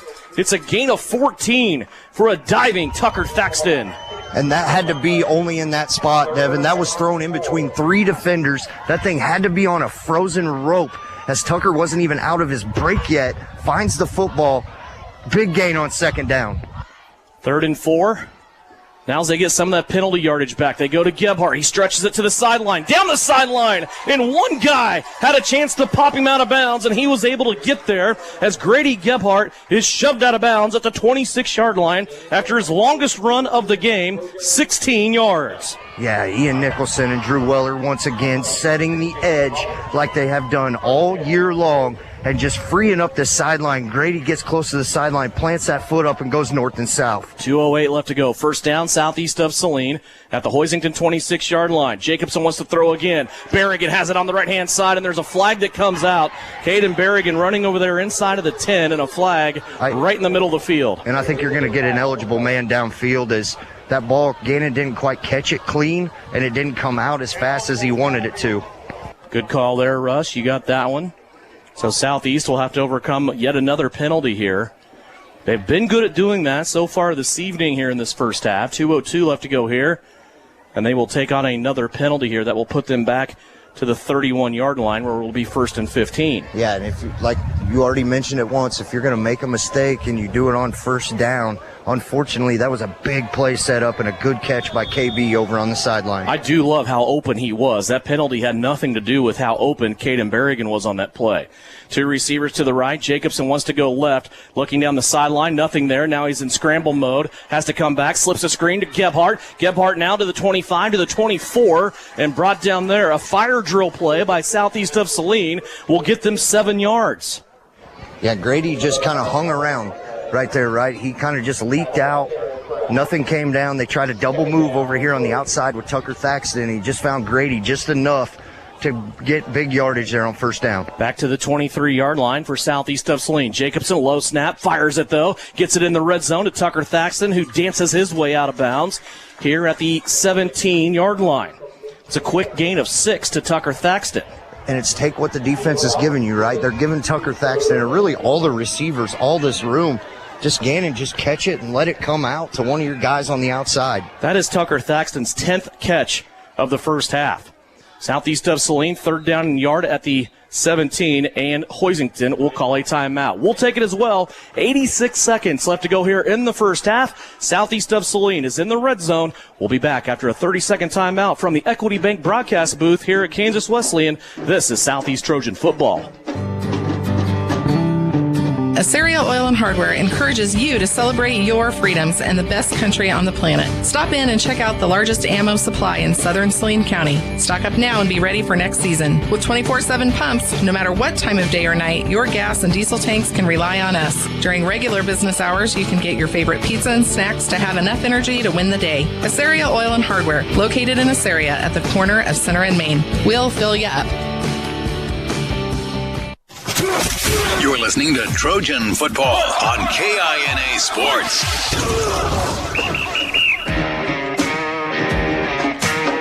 Back here at the Equity Bank broadcast booth on the campus of Kansas Wesleyan, Devin Haney along with Russ Koss, who is on the Salina Ortho sideline, getting ready to talk to Mitch Gebhardt before we go to halftime here. And a couple of scores to update you on. Osage City and Nemaha Central, they're already putting together a potential classic of a game. 5:29 left to go second quarter, and they are tied. Osage City and Nemaha Central 14-14. Beloit has taken a 19-0 lead over Garden Plain. That's probably the surprise of Class 2A right now. 3rd down and 1 here for Southeast of Saline. They go heavy on the left-hand side. Ball in the belly of Gebhardt. He goes against the grain, takes on a Cardinal onto the second level, and Grady Gebhardt's going to make it to the 13-yard line. On 3rd down and 1, give Gebhardt 4 yards. Yeah, and that time it was the right side of the offensive line. Kendall Miniman, Drew Weller, Brody Chambers over there. That hole, as I move to the backside of the offense, just opened wide up for Grady Gebhardt. Southeast still has 3 timeouts remaining here if they should need them. 1st down and 10 at the 13. Here's the fake. One way, Gebhardt. The other way, Gebhardt. Touchdown. From 13 yards away, Grady Gebhardt scores with 1:01 left to go in the second quarter. What a great design of that play by Southeast of Saline. And Caden Berrigan did a great job getting his block, and then Big Brody Chambers pulling zone on the outside, absolutely leveled a Hoisington Cardinal for Grady Gebhardt to walk into the end zone. 13 yards away for Grady Gebhardt, put Southeast of Saline on the scoreboard once again. They will try to add the 2-point conversion. Traditional formation here, a little bit early there, but they're going to fake it to Gebhardt. And Jacobson trying to get there, and they're going to say no, he did not get there. So the 14-point lead will stand with 1:01 left to go. It's another touchdown for Southeast of Saline, brought to you by Dr. Andrew Westbrook at Maury Clinic Sports Medicine. 14-0 Southeast of Saline. Back with more Trojan football after this. In the trenches and on the ground, that's where the game is won. Isaacson Truck Line is a proud supporter of the Southeast of Saline Trojans. For local and long-haul service of freight and livestock, call Isaacson Truck Line, reminding you to have a safe Friday night on the roads. Wreak havoc, Trojans. The Appliance Center. It's where you go to shop for washers, dryers, kitchen appliances, furniture, pellet grills, TVs, and so much more. If you are looking for a local, family-owned business, visit the Appliance Center. We're in the big red and white building on South Broadway in Salina. Come experience the Appliance Center difference. You are listening to Southeast Trojan Football on KINA Sports. Welcome back into the Equity Bank broadcast booth. Devin Haney along with Russ Kossel, who is on the sideline, awaiting a conversation with head coach Mitch Gebhardt. 1:01 left to go here in the second quarter. Southeast of Saline has just extended their lead now to a 14-0 lead over the Hoisington Cardinals. Got a full halftime for you. Again, we'll talk FFA with Brooke Petty. We'll also talk to Mitch Gebhardt here in just a matter of minutes before he goes to the locker room. We'll catch up on stats from the first half and scores on the Bennington State Bank scoreboard. Here's the kickoff. It's going to bounce at the 18. Take a good Trojan bounce, but a little too much as it trickles out of bounds. I thought maybe the chase was on between the football and Carson Mason that time, but Mason was just close enough to escort it out of bounds, and that'll give Hoisington good field position here as they will start out at their own 35-yard line. Yeah, and Hoisington they've looked to the pass a couple times tonight and very unsuccessful in it. Now with 1:01 left, and Hoisington, remember, only has that one timeout after Coach Baird had to use the one on the couple fumbled snaps on one drive and then on the defensive drive on this last possession by Southeast. It's important here for the Southeast defense to stand tall and take this 14-0 lead to the locker room because, as you said, they are going to kick off, and Hoisington starts the second half with the ball, and now Hoisington is going to make Southeast re-kick this. Yeah, I'm kind of surprised by that, as that ball went out of bounds at about the 6-yard line, and they could have got it at the 35. We'll see how it turns out, of course. Hindsight's always 20/20, but I'm also a little surprised because this wind is at the back of Malachi Hopkins. And I have a feeling if he has instructions to let it loose, he will.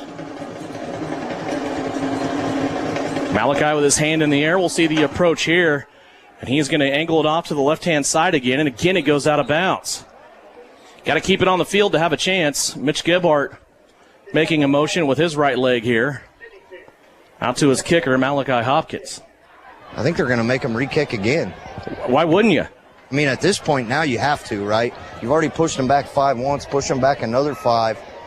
And really kind of a special teams mistake right there, 2 of them. They give you one more chance, and Malachi does the same thing again. So we'll see what he can do on this third attempt at a kickoff tonight. Well, Russ, you also have an offense that in almost 2 full quarters has only garnered 46 yards of offense.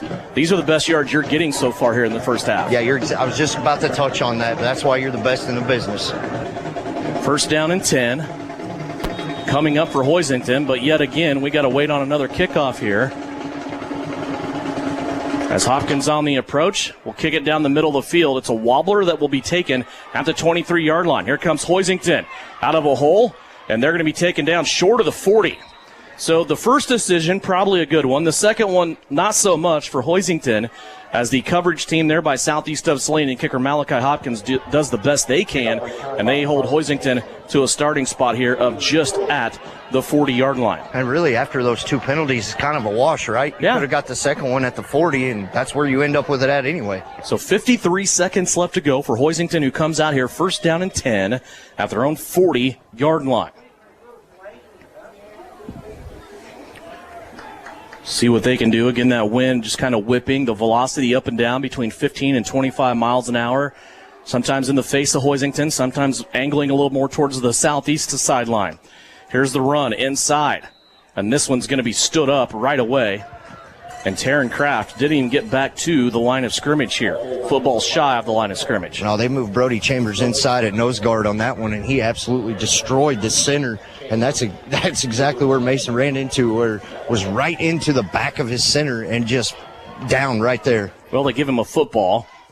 Kendall Miniman over here getting medical attention from the trainer from Salina Regional Orthopedic and Sports Medicine. Always on the road and always everywhere with Southeast of Saline. Here's the fake inside now. Looked like the quarterback, Gala and Kraft, were arguing over possession of the football on that fullback belly option play. Kraft ends up with it and ends up getting 2. Yeah, and Deacon Bear almost came away with that football as he was about to rip it out of both of them, and Hoisington's going to be content to take this one to the half. And that will bring us to the half. And a performance from Southeast of Saline that their defense can really hang their hat on here in this first half of play. They will go to the locker room with a shutout brewing here in this game. As we hit the Knopf Auto and Truck Accessories halftime report, we're awaiting comments of Mitch Gebhardt before he goes to the locker room with his team, who currently leads 14-0 here as we hit the intermission break. Coach, 14-0 here at halftime. Your defense really stands tall that whole first half. Yeah, they really did. They played well. I mean, that's a good football team, and they run the ball well, and they throw it well also. And I felt like our defense did a good job. I mean, there's a 0 on the board, and that's what you want your defense to do. Offensively, you open the game with a 16-play drive and come away with no points, but yet you bounce back and score on 2 possessions. Yeah, it'd been nice to score on that first drive. It always is. I mean, obviously, and when you put that much effort into something, and 16 plays is a lot, and when you put that much effort into something, it's awful nice to finish it off. All right, Coach, good luck second half. Right, thank you. Devin. Thank you very much. On the field that time, Russ Kossel with Mitch Gebhardt, brought to you by Salina Ortho. When we come back here on the Knopf Auto and Truck Accessories halftime report, we'll have stats from the first half. We'll also check the Bennington State Bank scoreboard. We will also talk Southeast of Saline FFA. That's coming up with Brooke Petty. She will join us here after the break. 14-0 Southeast of Saline leading Hoisington. It's halftime here on KINA. Knopf Auto and Truck Accessories. Everything to bling out your ride in one place, including top quality lift kits, wheels and tires, bumpers, Jeep accessories, fender flares, bed covers, bed liners, step bars, even custom painting. Knopf Auto is the and soil dealer and has many synthetics and filters in stock. Visit Knopf Auto on Facebook for specials, great ideas, and let them make your truck stick out in a crowd. Knopf Auto and Truck Accessories, supporting the Southeast of Saline Trojans. Hey Trojans fans, this is Angela Gebhardt, proud wife of Southeast Saline head coach Mitch Gebhardt. Just like the Trojans strive for excellence on the field, the Bank of Tesket goes the extra mile to offer top-notch checking accounts that fit your style. Whether you're managing your day-to-day expenses or planning for the future, our checking accounts are easy, convenient, and tailored for you. Plus, with your local roots and friendly service, we're here to support you every step of the way. Go Trojans! Bank of Tesket, member FDIC. At Maury Clinic Sports Medicine, we are available when you need us most. I'm Dr. Andrew Westbrook, and I am the sports medicine physician at Maury Clinic. I see patients of all ages and help them come back stronger than ever. From broken bones to joint pain, my team and I are committed to help you do more. For those with sports injuries, come see us at our sports medicine walk-in clinic Monday and Thursday mornings from 8 to 9 a.m. Prevent, recover, and strengthen so you can perform your best. Maury Clinic Sports Medicine. Make your move with confidence. Fall is the absolute best time for the experts at Commercial Tire Centers to look over your vehicle. Summer was tough on your tires, and winter's coming on strong. You don't want to be left stranded with tires that aren't performing. Car, truck, SUV, trailers, farm, and big rigs. Commercial Tire will help you keep safe and productive. Commercial Tire Centers, West Crawford and North 9th in Salina. Commercial Tire Centers, where service is everything. The hours of drills, the pre-dawn workouts, the hundreds of laps. It takes hard work, passion, and drive to do what you love. When you're sidelined by injury, Salina Regional Sports Medicine is just as committed and works just as hard to get you back in the game. Salina Regional Sports Medicine, 785-452-7366. SalinaRegionalSportsMedicine.com. It's third down and 8 for the Trojans. They really need to make the right call here. During the football game, it's crucial to make the right call. And in real estate, one call can bring a positive outcome from your real estate experience. Whether you're looking for rural property, upsizing to make room for the family, downsizing, or acquiring investment property, call Winnell Garrettson at Salina Homes. What a call! Touchdown, Trojan! Buy or sell, call Winnell. This is the Trojan Halftime Report. Coming up, a first half recap, stats, interviews, and a look at other area games. Let's head back to the stadium for Trojan Halftime on KINA.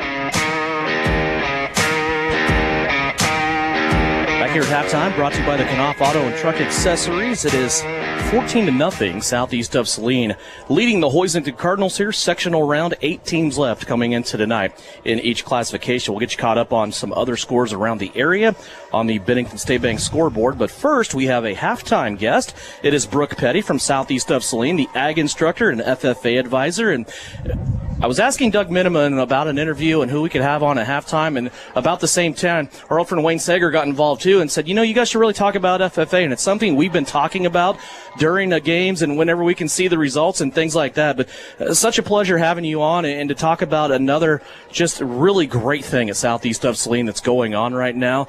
Let's talk about some of your kids and let's talk about the programs that they're involved to, but let's start at the very base of what's going on in the program that you're in, and tell us about agronomy in general and kind of how your program is geared toward that. Okay, absolutely.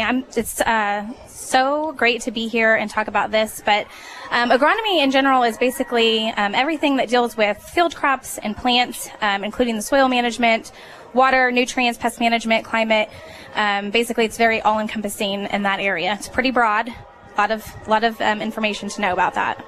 If I'm just going to put my own thought in here, you can tell me I'm full of it if you want, but I mean, really what this boils down to is everybody's health, right? I mean, because we're talking about food supply, not only for humans, but also livestock, and that's kind of at the base of this, isn't it? Absolutely. And sustainability and best practices and all of that. And our students are doing very well in that area. So we've been hearing a lot about nationals, and I know anytime you go to nationals, it's a big deal. Tell us about the National Agronomy Contest. What all does that involve? Yeah, it's a really big deal.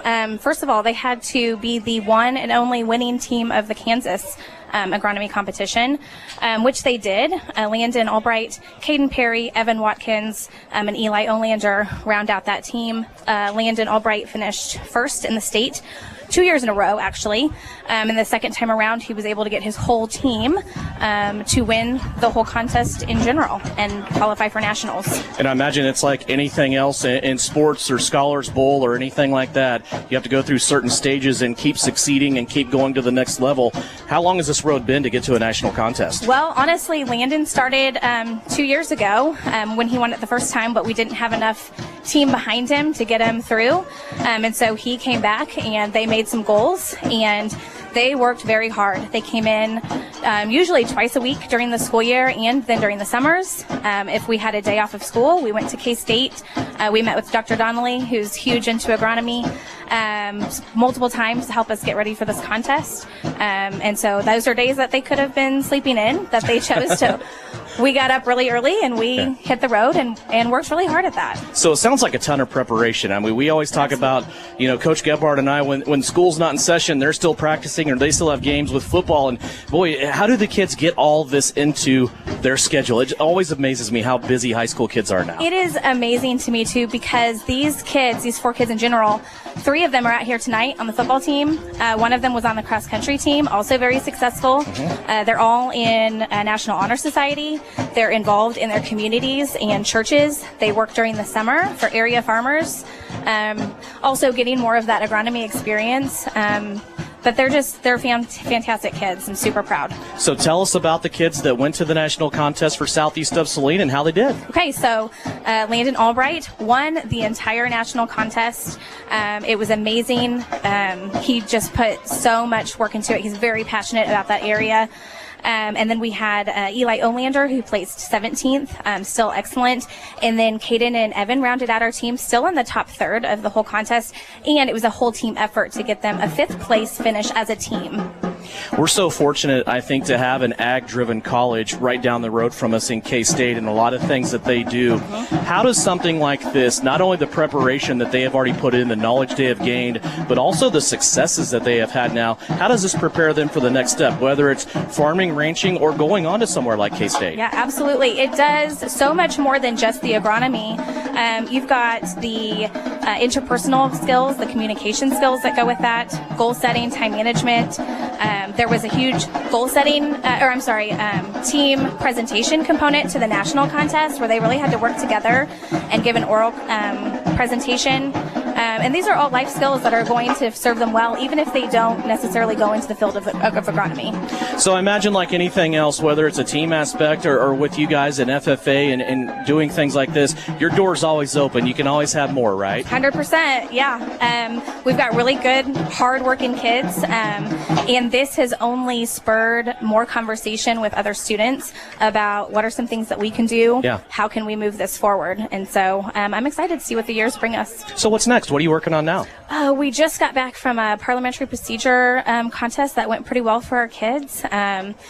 I think winter is kind of slowing down just a little bit, but it's going to ramp right back up in the spring. So whatever the kids want to do. And what is winter anymore in the state of Kansas too, right? I mean, it seems like maybe we have about 3-week window where you might be out of commission, but then you're right back outside. Absolutely, 100%. Well, I really appreciate you joining us. It's nice that we have a football team that extends our season and we can keep doing things like this. But if you ever want to stop by and chat during basketball season, you're more than welcome. Just shoot me an email. We'll get you on. Okay, thank you so much for having us. Brooke Petty, the ag instructor and FFA advisor at Southeast of Saline. Again, if you're interested in any of these programs or think that Brooke might be able to help you out, just go ask her. And again, thank you for joining us here. Go Trojans. Brooke Petty, once again, talking Southeast of Saline FFA. When we come back, we'll have numbers from the first half, 14-0. Southeast of Saline leading it over Hoisington here on KINA. You're telling me your driver can turn you on remotely? It feels so good. One gentle touch of a handy remote or mobile app and my motor is running. And don't fret, my little pickup pal. New Image Audio installs these inside trucks too. Oh, yeah. You'll want it when the winter chill hits. A remote start from New Image Audio for cars, trucks, even diesels. All systems remote and cell phone capable. Nationwide coverage. Get yours at New Image Audio on South Broadway. In Salina. Fall is the absolute best time for the experts at Commercial Tire Centers to look over your vehicle. Summer was tough on your tires and winter's coming on strong. You don't want to be left stranded with tires that aren't performing. Car, truck, SUV, trailers, farm, and big rigs. Commercial Tire will help you keep safe and productive. Commercial Tire Centers, West Crawford and North 9th in Salina. Commercial Tire Centers, where service is everything. Pickup truck, sports car, motorcycle, minivan, townhouse, 2-story, farmhouse, fixer-upper. What you drive and where you live is different for everyone, so it's important to have insurance that fits your needs and is just right for you. At Shelter Insurance, we understand that, which is why our agents help you design a comprehensive auto, home, and life insurance plan. Insurance that fits just right. Hey, Salina, come see us at the Kelly Kitchener Agency near the intersection of Cloud and Ohio. We want to be your Salina, Kansas insurance agent. Whether on the field, court, or operating room, experience matters. A coach loves an experienced team just like a patient values an experienced doctor. Salina Ortho has ABOS board-certified physicians with over 50 years of combined service. If you need help staying active, or maybe you just want to discuss the newest techniques and services that Salina Ortho provides, or you want to see one of their trusted physicians, visit salinaortho.com. Come see Salina Ortho, your voice, your choice, past, present, and future. You are listening to Southeast Trojan Football on KINA Sports. Back here in the Equity Bank broadcast booth, Devin Haney, Russ Kossel. We are at halftime, brought to you by the Knopf Auto and Truck Accessories. Boy, just going through some of these stats, you see how dominant Southeast of Saline was in that first half, in which they garnered a 14-0 lead. When you look at total yards, Southeast of Saline with 247 yards. They ran 46 plays for Hoisington, 22 yards, 16 plays. Southeast of Saline ran 30 more plays than what Hoisington did, and that also reflects, Russ, in time of possession. Southeast of Saline has had the ball for over a full quarter, 16:04 in time of possession. Hoisington just 756. And one of the things the Trojans have done really, really well this season, almost a signature stamp, if you will, of this Trojan team this year, that is high percentage on third downs. Me and Coach Gebhardt talked about it in the pregame today. It is also coming to fruition in this game. Southeast of Saline so far on third down, they are 8 of 11. This Hoisington defense is really good, but Southeast of Saline, 8 of 11 on third downs. And I think you can play this back in the keys to the game for success for Southeast Saline, which you got to be good on third down, right? So, and you're exactly right. They're holding Hoisington to next to nothing, but it's hard to gain yards when you don't have the football. Preston Merlew, the leading rusher so far for Hoisington. Oh, excuse me. No, he's not. It is Taylor Morales and Taryn Kraft. They both have 12 yards. Throwing the football, Rengala, 1 of 4 throwing the ball. That one completion went for 16 yards to Mason Martin and an interception, no touchdowns. Taryn Kraft, 14 yards rushing, is the leading rusher, as Hoisington has also taken a couple of losses, one on a bad snap and a couple on just southeast of Saline's defense, being Trojan defense here in this game. For Grady Gebhardt, 17 carries, 105 yards unofficially. His final carry of the second quarter went for a 13-yard touchdown. Gannon Jacobson, 4 carries for 11 yards. Tucker Thaxton, a carry for 4 yards. Tucker Thaxton also 10 catches in that first half for 93 yards and a touchdown. Grady Gebhardt had his 13th catch of the season for 7 yards. Bryson Lippold had a catch as well. For Bryson, that is only his 5th reception of the season, and it went for 5 yards. Once again, numbers, as you would imagine, heavily in the favor of southeast of Saline. When we come back, we'll check the Bennington State Bank scoreboard. There's some scores that are going to raise some eyebrows, I think, across the state of Kansas as we work through this sectional round. We'll do that when we come back after this 90-second timeout. It is halftime, where the Trojans lead at 14-0 here on KINA. When does normal acute pain become abnormal chronic pain? Chronic pain can be one of 2 types, nociceptive and neuropathic. Each type differs based on what causes it, what it feels like, and what treatments may relieve it. Neuropathic pain can often be managed by a therapy called neurostimulation or spinal cord stimulation. If you suffer from chronic pain, ask your primary care physician for a referral to the Salina Pain Clinic. Our pain specialist will discuss the right options to manage your pain. Online at salinapainclinic.org. When it rains, it pours, so it's important for you to get coverage that meets your needs. The team at Kniper Agency with Farmers Insurance can help you understand your options so you can prepare for what the forecast brings. We know a thing or two because we've seen a thing or two. Learn more by calling Stephanie, Morgan, or Tiffany at the Kniper Agency at 825-8419 to find out how they can help you protect the things that matter most to you. We are farmers. Bum, ba, bum, bum, bum, bum. Underwritten by Farmers Truck Fire Insurance Exchanges and Affiliates. Products not available in every state. The Southeast of Saline School District has a long-standing reputation for excellence. This excellence in public education has been a source of great pride and one of the factors contributing to the quality of life in our community. The Southeast of Saline Education Foundation works in partnership with the USD 306 School District and the community that it serves to maximize student potential, thereby creating a lasting legacy, not only for our children, but for our community. The Southeast of Saline Education Foundation salutes the Trojan sports program. You're listening to Southeast of Saline football on KINA.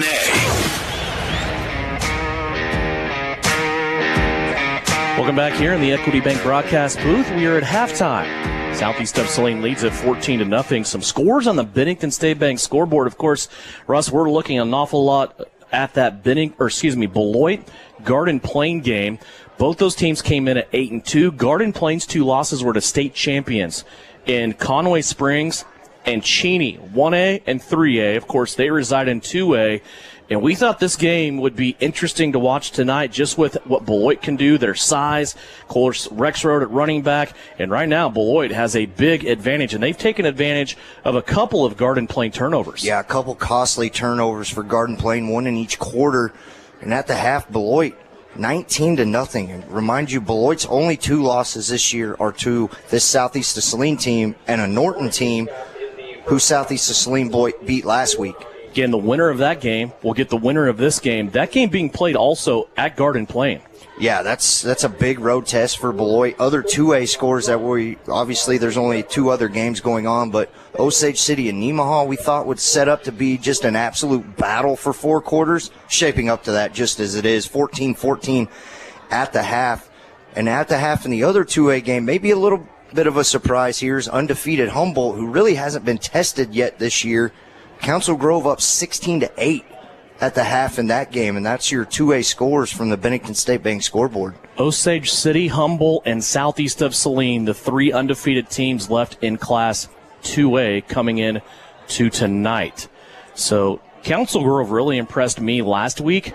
They just a few weeks ago lost to Silver Lake. I think it was 27-10, and they hammered Silver Lake last week to get revenge on that loss to move in to the next round here against Nemaha Central. And they're giving the defending champions in Class 2A, 2-time defending champions all A1 as well. And it's hard to beat a team twice, especially late in the year. 14-0 our score. Malachi Hopkins has the ball teed up, and we are just about ready to let it rip here in the third quarter. And I think your keys for a victory here in the second half of Southeast, win this third quarter. You're going to have the wind at your back, so use that as an advantage in this third quarter.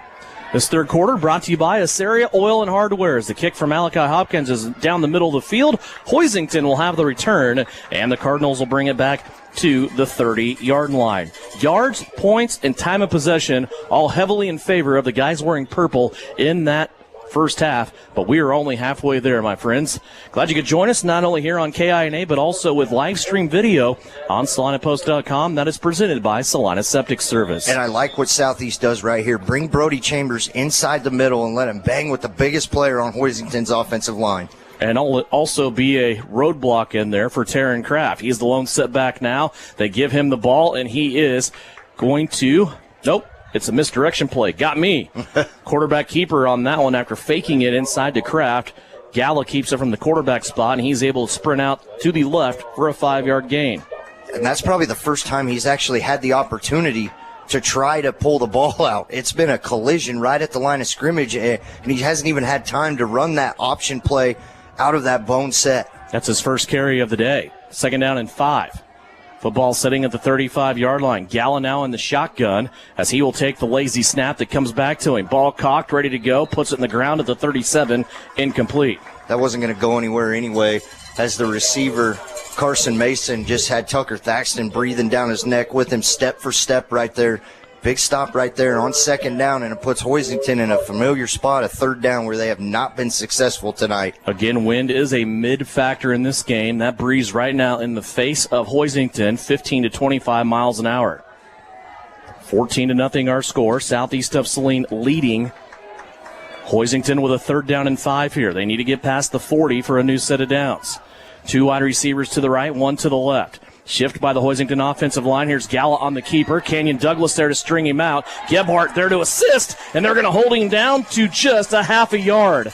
Boy, Canyon Douglas was battling with a blocker from Hoisington out here on the edge. He was able to get off that block and make just enough of a play to slow Gala down for Grady Gebhardt to come in and help with the finish. Yeah, that play 100% by Canyon Douglas, just running quarterback Gala down as everywhere right there was kind of a collision. Ran a fake. He got blown up. The next guy got blown up, and Canyon Douglas just comes off a block and finishes the play. There's a reason why he's the leading tackler on this Trojan defense. Came into tonight with 78 tackles. This punt's going to hit the wall of wind from Hoisington, and it's going to bounce out of bounds on the southeast of Saline sideline at about the 43. So southeast of Saline, their defense does the job again. They force Hoisington into a 3-and-out, and they will take over here at midfield at the 43-yard line.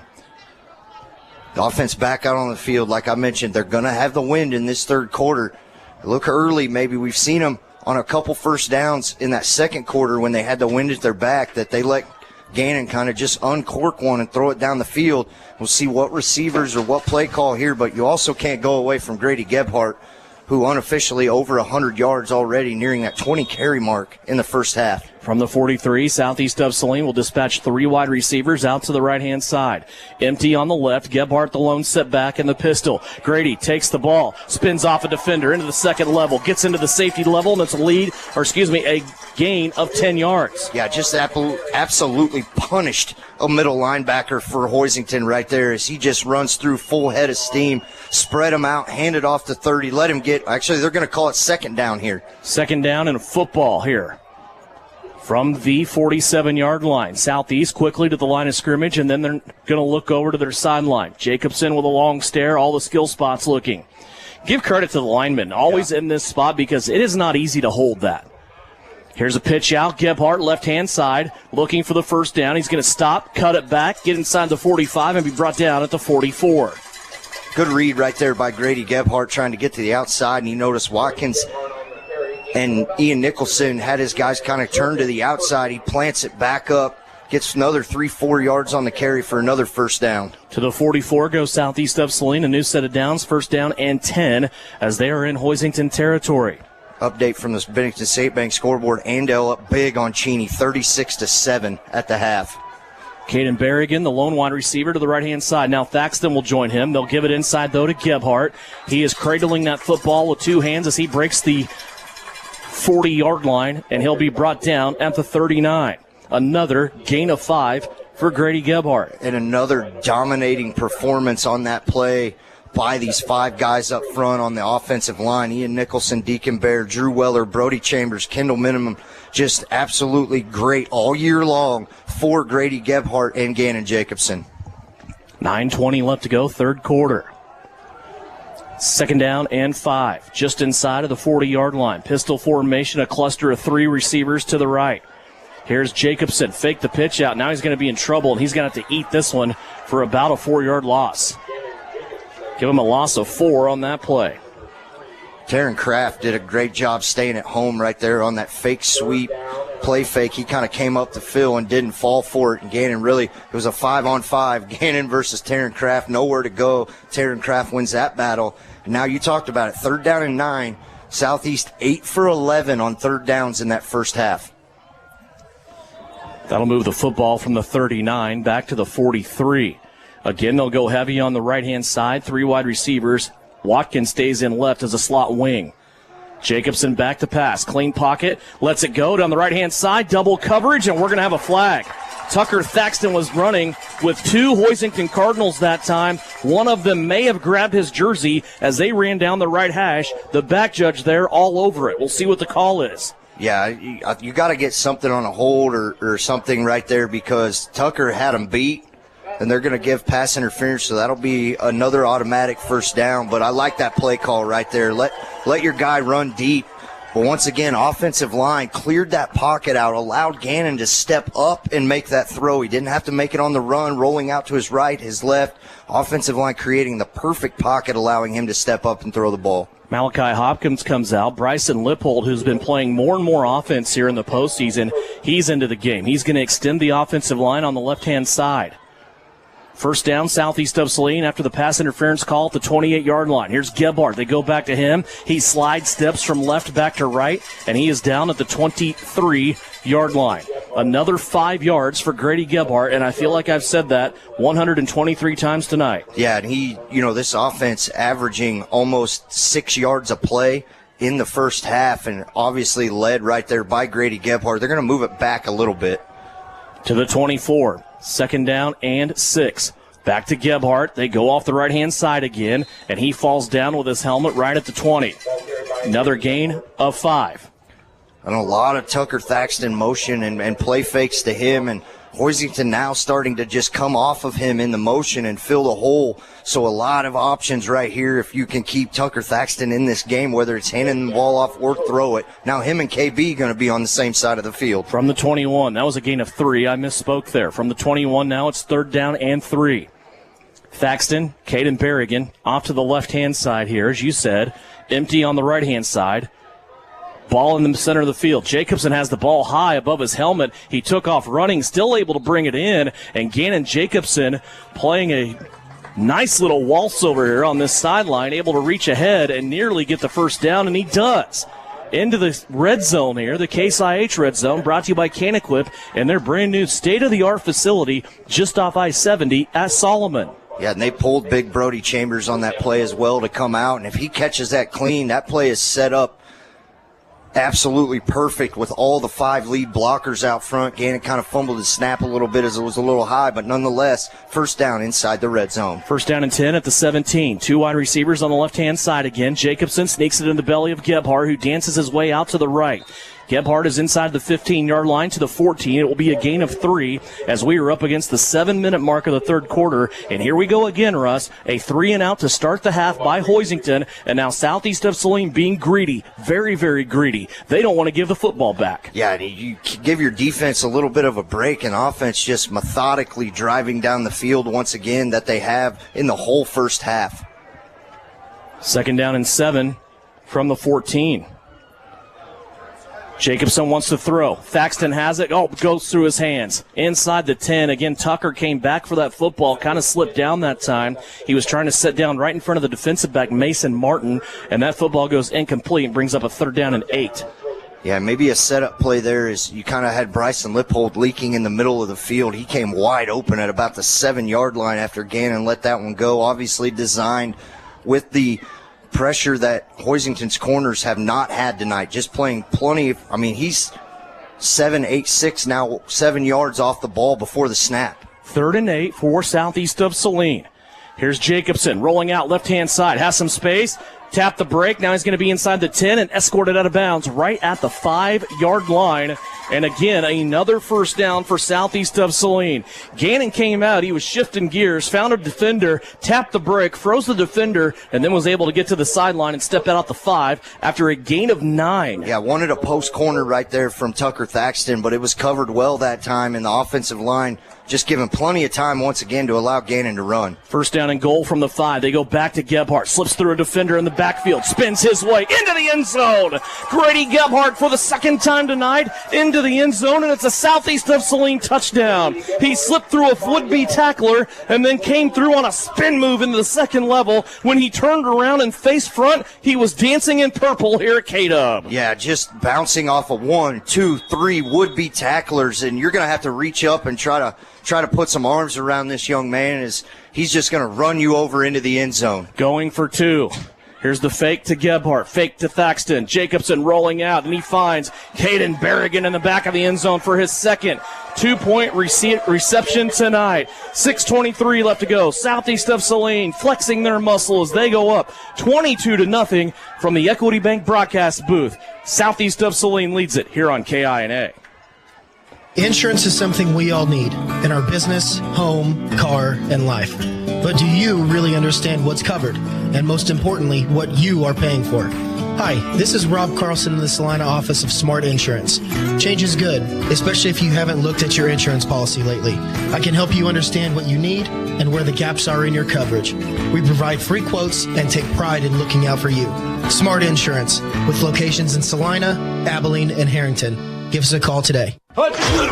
You are listening to Southeast Trojan Football on KINA Sports. If you want to deck out your purple gear and your Trojan logos, go to Messenger Total Promotions, downtown Salina. They will deck you out. They are the official outfitter of the Eagle Radio sports team and Salina Post Sports. I want to thank them. You can go down there and get any kind of gear you want. K-Dub, Salina Central, Salina South. All kinds of good stuff. They'll get you hooked up down there. Got you looking real good tonight. No, I feel good. Feel good, play good, broadcast good. You know who feels good right now, and that's the Southeast Saline Trojan team. Really, the offense, this might be the most patient I think we've seen this offense this year, just real methodical. I mean, you have 11 third downs in the first half, and you pick up 8 of them. Just good, sustained drives to finish off. It's hard to say they're playing time of possession football when they've thrown the ball 20 times. Yeah. But they are. Here's the kick by Malachi Hopkins. This is going to be a rocket that's going to be taken at the 10-yard line by Hoisington, angling off to the left-hand side now with some space. There's a flag on the play, and this one by Carson Mason is a good return, but he had some help. And this flag is going to be Moved a couple of times by the official, but brought back here to the 23-yard line. And now Brody Chambers and this Trojan defense will take the field again. This defense from southeast of Saline under the direction mostly by Chance Potocik has been very, very good tonight. I mean, they've been excellent. I think it's better than very, very good is when, obviously, you heard Mitch Gebhardt at halftime when I talked to him. Whenever your defense can put a goose egg up on the board, you're doing something right. But you had unofficially under 30, 40 yards in that first half for Hoisington. I think he said, and I'm paraphrasing here a bit because I don't remember the quote exactly, but he said, there's a 0 on the scoreboard, and that's pretty good.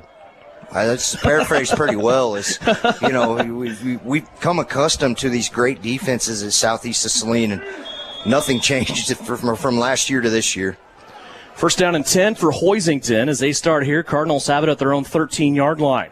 Here's a pitch out, left-hand side. This will be Taylor Morales carrying the football. Has some space over there, and he's going to be escorted out of bounds by Gannon Jacobson. Also Marion Hollub over there as well. But that is the longest offensive play here, definitely in the second half. And see where they spotted out here. Their longest offensive play in the first half was 11 yards. And they were able to get past that as well. They take it all the way out here to the 27-yard line, and that was a gain of 14. Yeah, they've just been beating it right up the middle, right in between the tackles. And that time they decide to go outside, and it's set up well there for Hoisington. 14-yard gain puts Hoisington out to the 27-yard line. They go back inside to Taryn Kraft. He is dancing right now with Evan Watkins, but a flag in the Hoisington backfield once again with 6 minutes left to play in the third quarter. There is a flag on the play. Yeah, and it came from the white hat in the backfield, and you're going to get an illegal shift by the offense, so negate that play right there, and that will take them back. Now behind the sticks again, be 1st and 15 after their longest run play of the night. Here's something that I don't think is noticed as much from people that look at the Southeast of Saline team. They just played 2 downs with Grady Gebhardt on the bench resting. And now they're going to take Evan Watkins out of the game here, who has been a great rotator at linebacker for Southeast of Saline. They have the ability to take some of their best players off the field and put in guys with not much drop-off. There's 2 receivers over here for Hoisington now. Gannon Jacobson's going to come help out as we're going to have single coverage on the right-hand side of Hoisington's offense. Looking that way, and it's going to be up for grabs as Jacobson and the receiver both going at it. The receiver went into Jacobson. Tucker Thaxton came over, tried to get the interception. Yeah, and Hoisington wants pass interference, and if anything, Mason Martin grabbed Tucker Thaxton, Jacobson, and pulled him towards him. So if anything on that, it would have been offensive pass interference. Yeah, he was keeping Jacobson from getting to that ball that was fluttering up in the air that was not a well-thrown ball into this wind. A little update from the Bennington State Bank scoreboard. Going into the fourth quarter now, Beloit still up 19-0. It's still now a one-possession game. Osage City 21, Nemaha Central 20. Okay. Here's a give inside to Taryn Kraft, and he's going to come through the original traffic jam and stumble his way to the 29-yard line. It's a gain of 7. Yeah, he did everything he could just to get back to the line of scrimmage and then was able to keep his footing to get that 7-yard gain, but still 3rd and long here for Hoisington. That's Kraft's longest carry of the night. 5:20 left to go, 22-0 southeast of Saline. Line of scrimmage right here at the 29-yard line. 3rd down and 8. Tight formation again, 1 wide receiver on each side. Here comes a man in motion now, working from left to right. Galla back to pass, fires it off to the left, has a receiver. It's going to be caught by Mason Martin, and he will step out of bounds at the 44-yard line and have enough for a Hoisington first down. And I'm okay with that coverage that Malachi Hopkins had on the far side right there. Don't get beat deep. Just keep everything in front of you. He was right there only a yard or 2 off of that, 1 step away from being able to bat that down. But you can't get beat deep right here. Sorry, it's out at the 38. It's a gain of 9. Only the 2nd reception by Hoisington and pass completed by the Cardinals tonight. First down and 10 now at the 38. Comes a man in motion once again. It's Morales. Galla rolling out. Had a receiver but threw it behind him, and Morales unable to make that catch. Yeah, good coverage right there by Southeast. They kind of rotated over and went with the motion and almost sat in a high-low zone right there between Tucker Thaxton and Gannon Jacobson. You saw Killian Vaughn come out a little bit and be in that other soft coverage areas. Now you see Tucker Thaxton and Malachi Hopkins flip sides of the field on defense. Up front right now, it's Deacon Bear, Drew Weller. In the middle, it's Brody Chambers. 2nd down and 10. Hopkins comes up for press coverage. They're going to move Morales in motion again. Rolling out is Gallo. He throws it back. And some work to do here for Hoisington in a big collision. And the ball comes free. Southeast of Saline on the football. We'll see what the call is on the field, if the play may have been dead or not, and it was not. It was a live football, and Southeast of Saline has generated their second takeover of the day. An interception by Gannon Jacobson earlier in the game, this time a fumble recovery for Southeast. Yeah, and it was an absolute car wreck over there. When they got hit, Brody Chambers was coming back. It looked like Killian Vaughn was in there. Killian, I believe, was the one that came up and recovered it. But just 4 or 5 purple jerseys over there as that play was defended really well. Set up good by Hoisington, just defended better by the guys in purple out on the field. Now get the ball at the 40-yard line of Hoisington, still with 4:44 left to go here in the third quarter. 1st down and 10, Southeast of Saline back out on the field. Play action, Jacobson wants to roll out. He goes to a rolling Evan Watkins, who is tackled and ran out of bounds at the 30-yard line. They're going to say at the 31, it's a gain of 9. Yeah, and a good job right there by Evan Watkins. That ball kind of got high up on his shoulder, and he brought it back down. We've seen Evan have a couple drops here late in the year. It's good to see them go back to him and instill some more trust back in that young man. 13th reception of the year for Evan Watkins. Brings up 2nd down and 1 at the 31. Jacobson in the pistol, Gebhardt directly behind him. They pitch it out to Grady. He's going to have the 1st down and more. He gets hit around the leg. That kind of spins him free a little bit and then takes another big hit, but gets to the 25-yard line after gaining 6. Yeah, another 5+ yard run by Grady Gebhardt. And if Caden Berrigan over there on the far side is able to keep his defender who came up and made the first hit, if he's able to engage contact for another half second, Grady gets to that 3rd level of the defense. Ball sitting at the 25-yard line where it's 1st down and 10. 4:28 left to go. 3rd quarter, Southeast of Saline leading it 22-0. These two teams have hooked up now in this sectional round. This is the 3rd consecutive season. Pistol formation here. Jacobson, pump fake, wanted to go deep. Thaxton was not free yet. Now Jacobson will take it and run. He has 5 yards. Got around a Hoisington defender, and he'll make a gain of 6 as he goes down once again in the Case IH Red Zone, brought to you by Canequip in Solomon. Yeah, good coverage that time by Hoisington deep, but once again, Gannon able to make plays with his feet. Had enough time in the beginning to survey, go through his 1st, 2nd, 3rd progression. Steps up to run, slips a little bit, able to put that offhand down, keep the ball tucked, and get positive yards. 2nd down. 2nd down and 6 from the 19.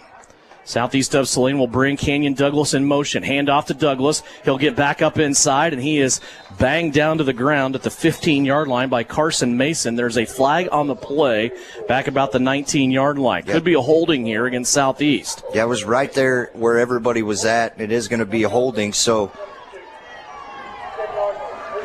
now you have 10 yards from the spot, so it'll bring up now 2nd and about 14 now for Southeast of Saline. What a good crowd here tonight, too. Of course, everybody here at the Graves Sports Complex sits on the same side, but, boy, there are a lot of people in the stands. Yeah, when I was down on the field and turned around to look back up here at you before our interview with Coach Gebhardt at halftime, it is full from north to south all the way down.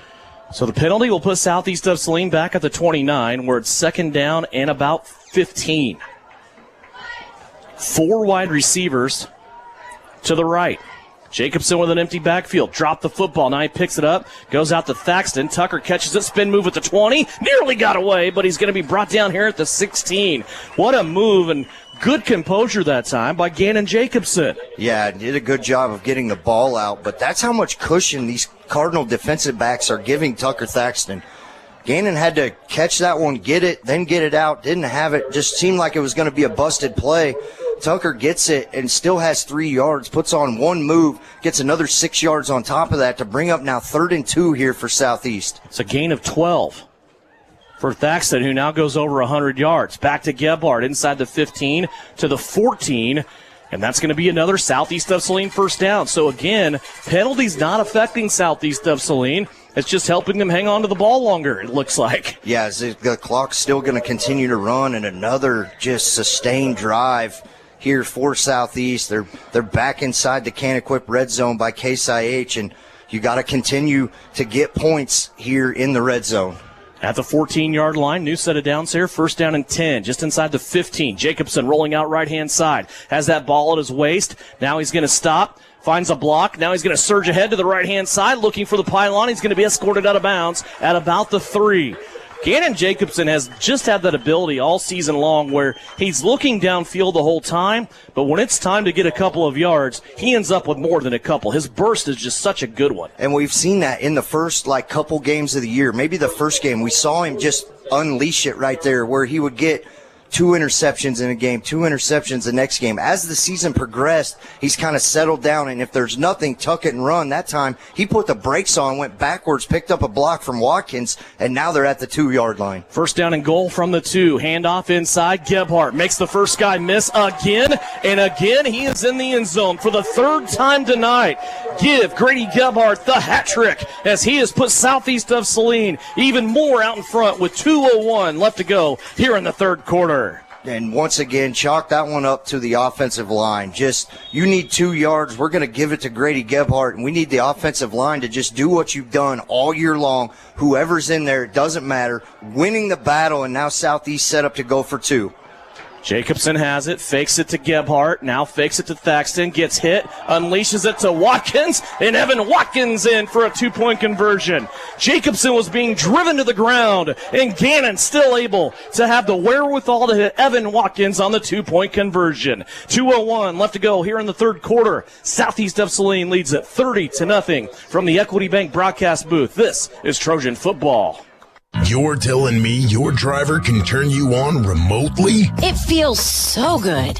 One gentle touch of a handy remote or mobile app and my motor's running. And don't fret, my little pickup pal. New Image Audio installs these inside trucks too. Oh, yeah. You'll want it when the winter chill hits. A remote start from New Image Audio for cars, trucks, even diesels. All systems remote and cell phone capable. Nationwide coverage. Get yours at New Image Audio on South Broadway in Salina.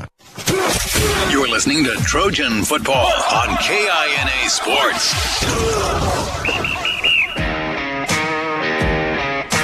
Unofficially on the game, Grady Gebhardt with 26 carries, 147 yards, and 3 rushing touchdowns. 30-0, Southeast of Saline. And right now, Southeast cushioning their lead, and we still have a long ways to go. It's that 3rd quarter just feels like it is a long quarter. But I'm telling you what, it's the Southeast of Saline team. They're taking care of business, as they say. Yeah, and just led by the defense. I mean, setting the offense up in great field position. The offense capitalizing, scoring on every drive so far. Here's the kick by Malachi Hopkins down the left-hand hash. It's going to be taken here by Carson Mason. Mason has some space, has 2 guys to beat. One of them is Marion Hollub, and Hollum's going to chase him down. Hopkins in to help out, and Hoisington will move this kick return across the midfield stripe and have their best starting field position of the night in Southeast of Saline territory around the midfield stripe. Yeah, good return set up there by Hoisington as he's able to bounce outside, and then Marion Hollub and Malachi Hopkins over there to kind of bring him down. But this Hoisington team, as we've seen from Southeast and all the teams they play, very run-heavy, not really built to come from behind, especially at this big of a deficit. 1st and 10 from the 48. They were more balanced last year with Tony Moore at quarterback, not so much here this year. Taryn Kraft takes the carry, and he is hit immediately. Killian Vaughn, Deacon Bear, also Canyon Douglas in there. Boy, you got some of these Southeast guys, they're just sticking their face in the fan. They don't care. They're getting in there and making the stops that they need to make. Yeah, Canyon Douglas right there led that charge as he just came up from that cornerback, wildcat, wild position, whatever you want to call it, wherever he's at on the field, kind of the wild card as he goes everywhere, and he just throws his body in there and just comes up with a tackle. 2nd down and 10 after the no gain on 1st down by Hoisington. They put a man in motion. Taryn Kraft has it now. He's into the second level here, trying to run over Trojans. He gets past Amarion Hollab, and then Hollab has to recover and go take him down, and it's not until the 31-yard line. A 17-yard carry. That is the longest carry of the game by Taryn Kraft. Yeah, now Evan Watkins going to come out. Grady Gebhardt going to come back in. You wonder if they were giving Grady a little bit of a blow there on defense, as he's been the workhorse tonight for this Southeast Saline offense. And if you're the defense here, you get back into that bend, don't break mentality. You give up yards, but teams struggle to score when they get deep in Trojan territory. Longest offensive play of the day for Hoisington. Came under a minute left to go in the third. 38 seconds left to go in the quarter. Here's a pitch out to Morales. He's skipping through a couple of Southeast of Saline tacklers and gets ran out of bounds after a gain of about 7. Much better defense that time on the swing play right there by Hoisington of stretching that one out, coming up and making the first tackle, as they're going to give him, about 7 yards on that play. 20 seconds left to go here in the third quarter. Football sitting at the 24-yard line. Hoisington driving it into Southeast of Saline territory. Clock down to 10 as we round out the third quarter. Tight formation once again. One receiver off the right-hand side. That's Carson Mason.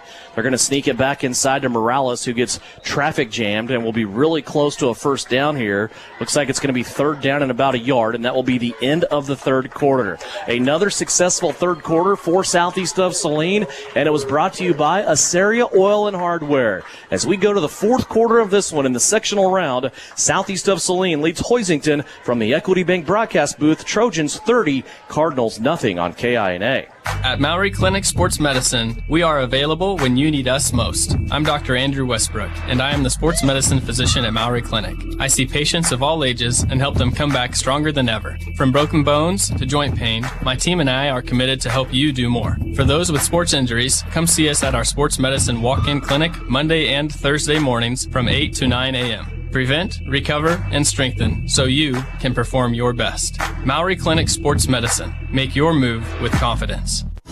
Mary Maids in Salina offers house cleaning services you can see and feel. Your home is more than just a house. It's where memories are made and moments are cherished. Though life can be complicated, house cleaning shouldn't be. Mary Maids strives to take the stress out of your day so you can live your life your way. With more than 40 years experience and an advanced time-tested cleaning process, they can help you reclaim time with your loved ones.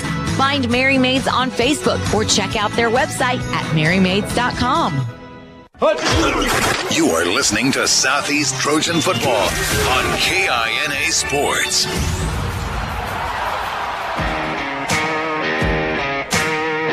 As we look down the road at Garden Plain, long way down the road, Beloit still leads with 4:26 left to go in the fourth quarter. The Beloit Trojans lead Garden Plain 19-0.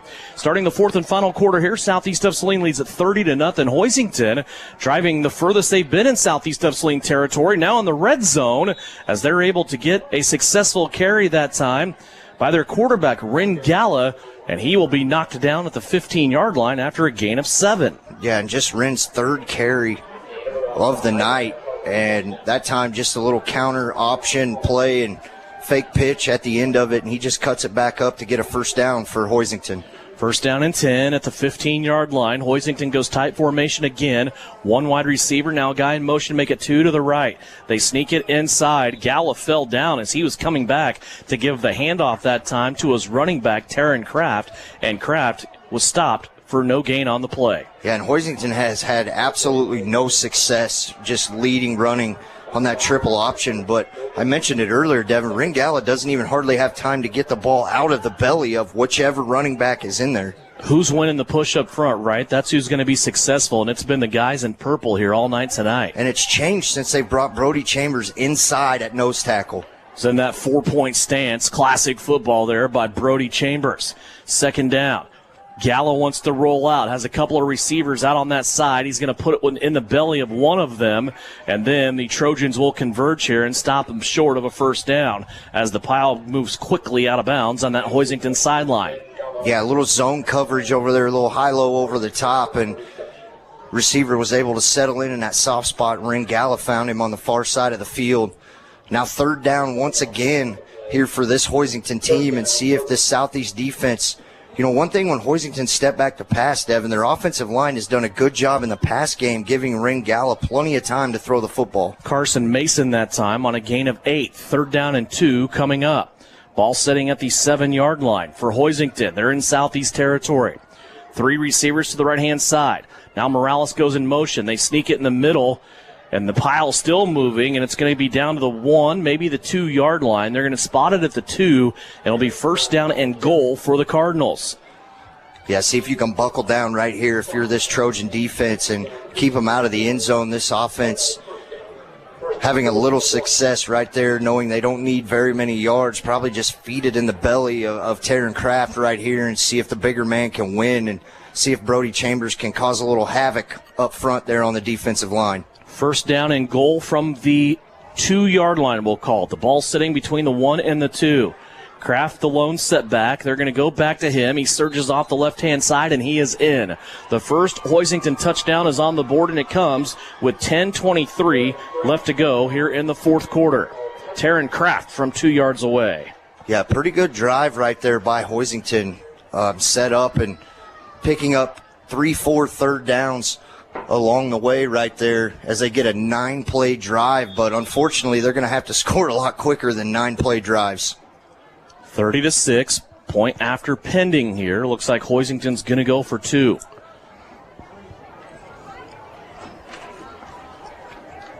Traditional formation here for the Cardinals. Kraft alone setback. They're going to run the option, pitch out to Morales, and he's going to be able to come into the end zone untouched. So an 8-point trip for the Hoisington Cardinals. They are on the board for the first time with 10:23 left to go here in the 4th quarter. Southeast of Saline leads at 30-8. Back with more Trojan football after this. It's brought to you by Salina Septic Service. When there is wastewater backing up into your home, time is crucial. Hours are precious to minimize the mess and damage. That is where Salina Septic Service looks out for you with direct access to their dispatch board, so you can schedule the first available appointment, upload pictures and description of your problem on the Salina Septic Service website, and secure your appointment 24 hours a day, 7 days a week. Money-saving specials now and information on worry-free service plans when you visit salinasepticservice.com.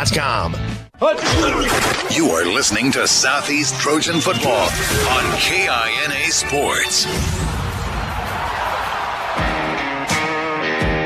Welcome back to the Equity Bank broadcast booth. Devin Haney along with Russ Kossel. Brian Dennett providing that live stream video free of charge on SalinaPost.com. That is sponsored by Salina Septic Service. Also Chris Cadle helping out, producing and engineering as we're here at the Graves Sports Complex, campus of Kansas Wesleyan. Kansas Wesleyan has their last regular season game as they have already captured the championship in the Bissell Division of the KCAC. They will be on the road tomorrow to play the Warriors of Sterling College. Basketball also in action tomorrow. You and I, Russ, will get to take the trip to the Ottawa for the first conference KCAC game for both the men and women of Kansas Wesleyan. All that coverage will be on your Eagle radio stations. Go to SalinaPost.com. Here's the onside kick that's going to be attempted here by Hoisington, and taking charge of that onside kick. That's more than the first time we've seen that this year. James Friesen covering it up for Southeast of Saline. He did not let that ball get into him. He did not let it go 10 yards, Russ. He did the exact thing that he is supposed to do, and that is charge at that football and take it out of the air before it hits the 10-yard mark. Yeah, he went and just got that ball, because if he waits for that one, that ball is going to take another hop, and that's where they're looking to get that big sky bounce afterwards. And James Friesen not letting that happen as he did everything right, exactly right on that play. And now Southeast will start in Hoisington territory with 10:22 left to go here in this game. 2 wide receivers out to the left. Jacobson at quarterback has Grady Gebhardt on his left hip.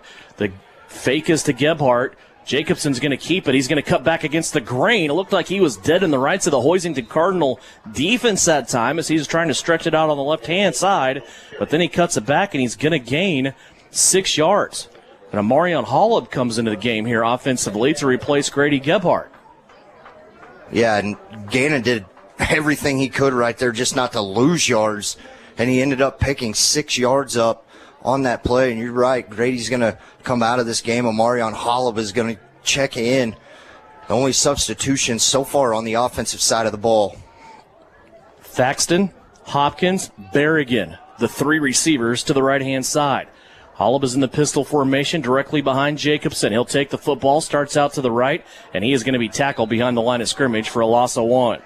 Yeah, and it looks like Trey Droege is out there as well on the left side of the offensive line for Southeast, and now a loss on the play there. Now big third down here for Southeast of Saline. Got to pick this up and try to keep this drive going here. Football sitting at the 44 for the Trojans. Can't chalk this one up yet. Still a lot of football left to play as we're going to be under the 9-minute mark by the time this snap comes off. 2 wide receivers right, 1 to the left. Holub still in the backfield here for Southeast of Saline. They fake the pitch out to the left. Jacobson standing tall in the pocket. Now he's going to be faced by 2 Cardinals. Little pump fake, throws one of them. Jacobson trying to get away, throws a football that's popped up in the air and then intercepted and dropped. Boy, that football was intercepted and dropped, and now a flag flies late over there at the Hoisington sideline. What do we have here? Yeah, that flag came in super late and super high in the air as that one was thrown. I'm not sure what you're going to get right here. Either way, it's going to be bad for either team, as can't see him going to a sideline asking a coach what it's going to be yet right here. Mitch Gebhardt standing over here on the sideline trying to figure out what the call is going to be, and we'll get it right here. Personal foul. Late hit. Offense number 63. They're going to get a late hit on one of the Southeast of Saline linemen here. It's Trey Droege right there coming in late, and now Hoisington's going to accept that. That's after the play. So now it will be 4th down here. That's key on that, where they got that call in, because now that down will count, and now it will be 4th down.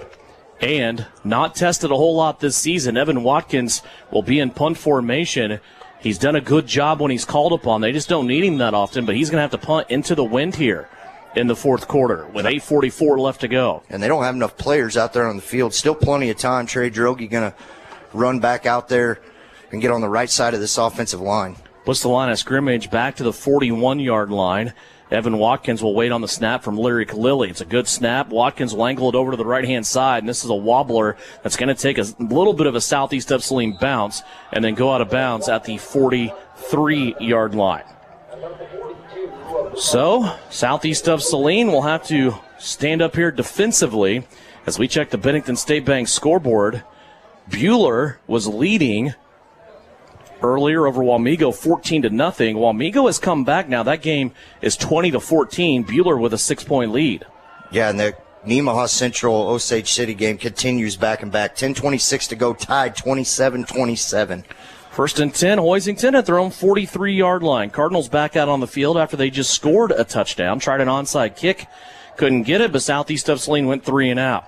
Here's the slow snap back to Gallo once again. He wants to unleash it down the middle of the field, and the receiver falling down. Carson Mason, coverage there provided by the Southeast of Saline secondary. Yeah, Gannon was the closest one there. Carson Mason, feet kind of get tangled up, and he goes down.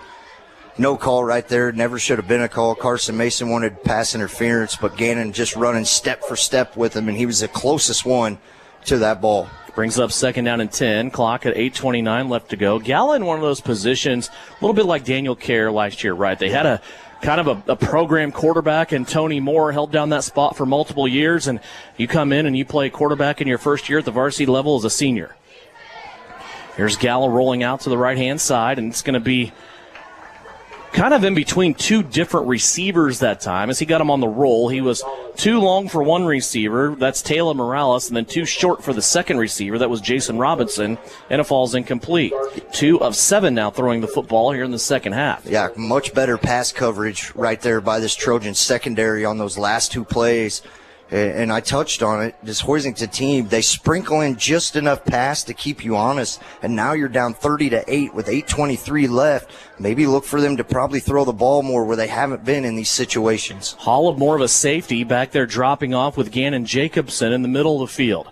Here's 3rd down and 10. Gallo wants to throw, looking left the whole way. He throws it down the left-hand sideline and over the top of his receiver, Mason Martin, who had a couple of steps over here on Southeast of Saline. Yeah, Tucker Thaxton kind of bit a little bit on that double move, and Mason Martin had a step, like you said, on him, but Ringala gets that thing up in the air, and that breeze still blowing pretty good towards the southeast, kind of out of the corner of the end zone towards the southeast sideline, just carries a ways there. Now 4th down for Hoisington. Gallo now 3 of 12 throwing the football here in this game. 8:15 left to go. And he's had all kinds of time, right?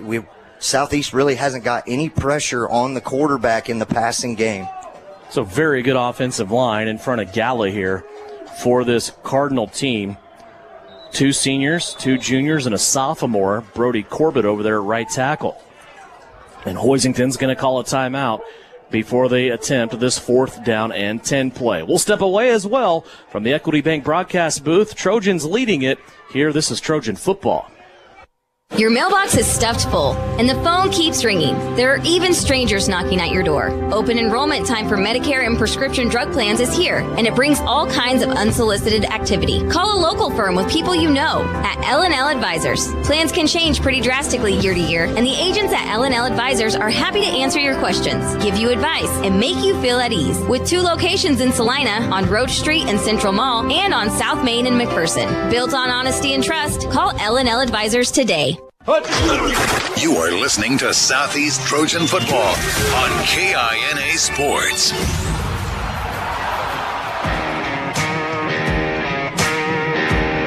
Back here at Kansas Wesleyan Graves Sports Complex. Devin Haney along with Russ Kossel. Let's check on Beloit and Garden Plain. The Beloit Trojans still leading that game 19-0 with about 4:26 left. We have not had an update as of lately. Of course, Eric Peterson will have the Kansas High School football scoreboard show tonight on KINA from 10 until 11 o'clock. Scores and game wraps from across the state of Kansas. 4th down and 10 here for Hoisington. 3 wide receivers on the right-hand side. Ren Galla steps into one, and it's too tall for his intended receiver, incomplete. And Hoisington will turn it over back to southeast of Saline on downs with 8:09 left to go here in the 4th. Good stand right there. Good defense by Southeast Saline. 4 pass plays, and they're able to stop them on all 4 incompletions.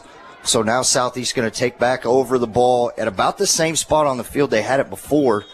Now you're going to get Grady Gebhardt back in at running back and Amarion Holland off to the sideline. From the 43-yard line, pistol formation. Gebhardt directly behind Jacobson this time. Grady will take it.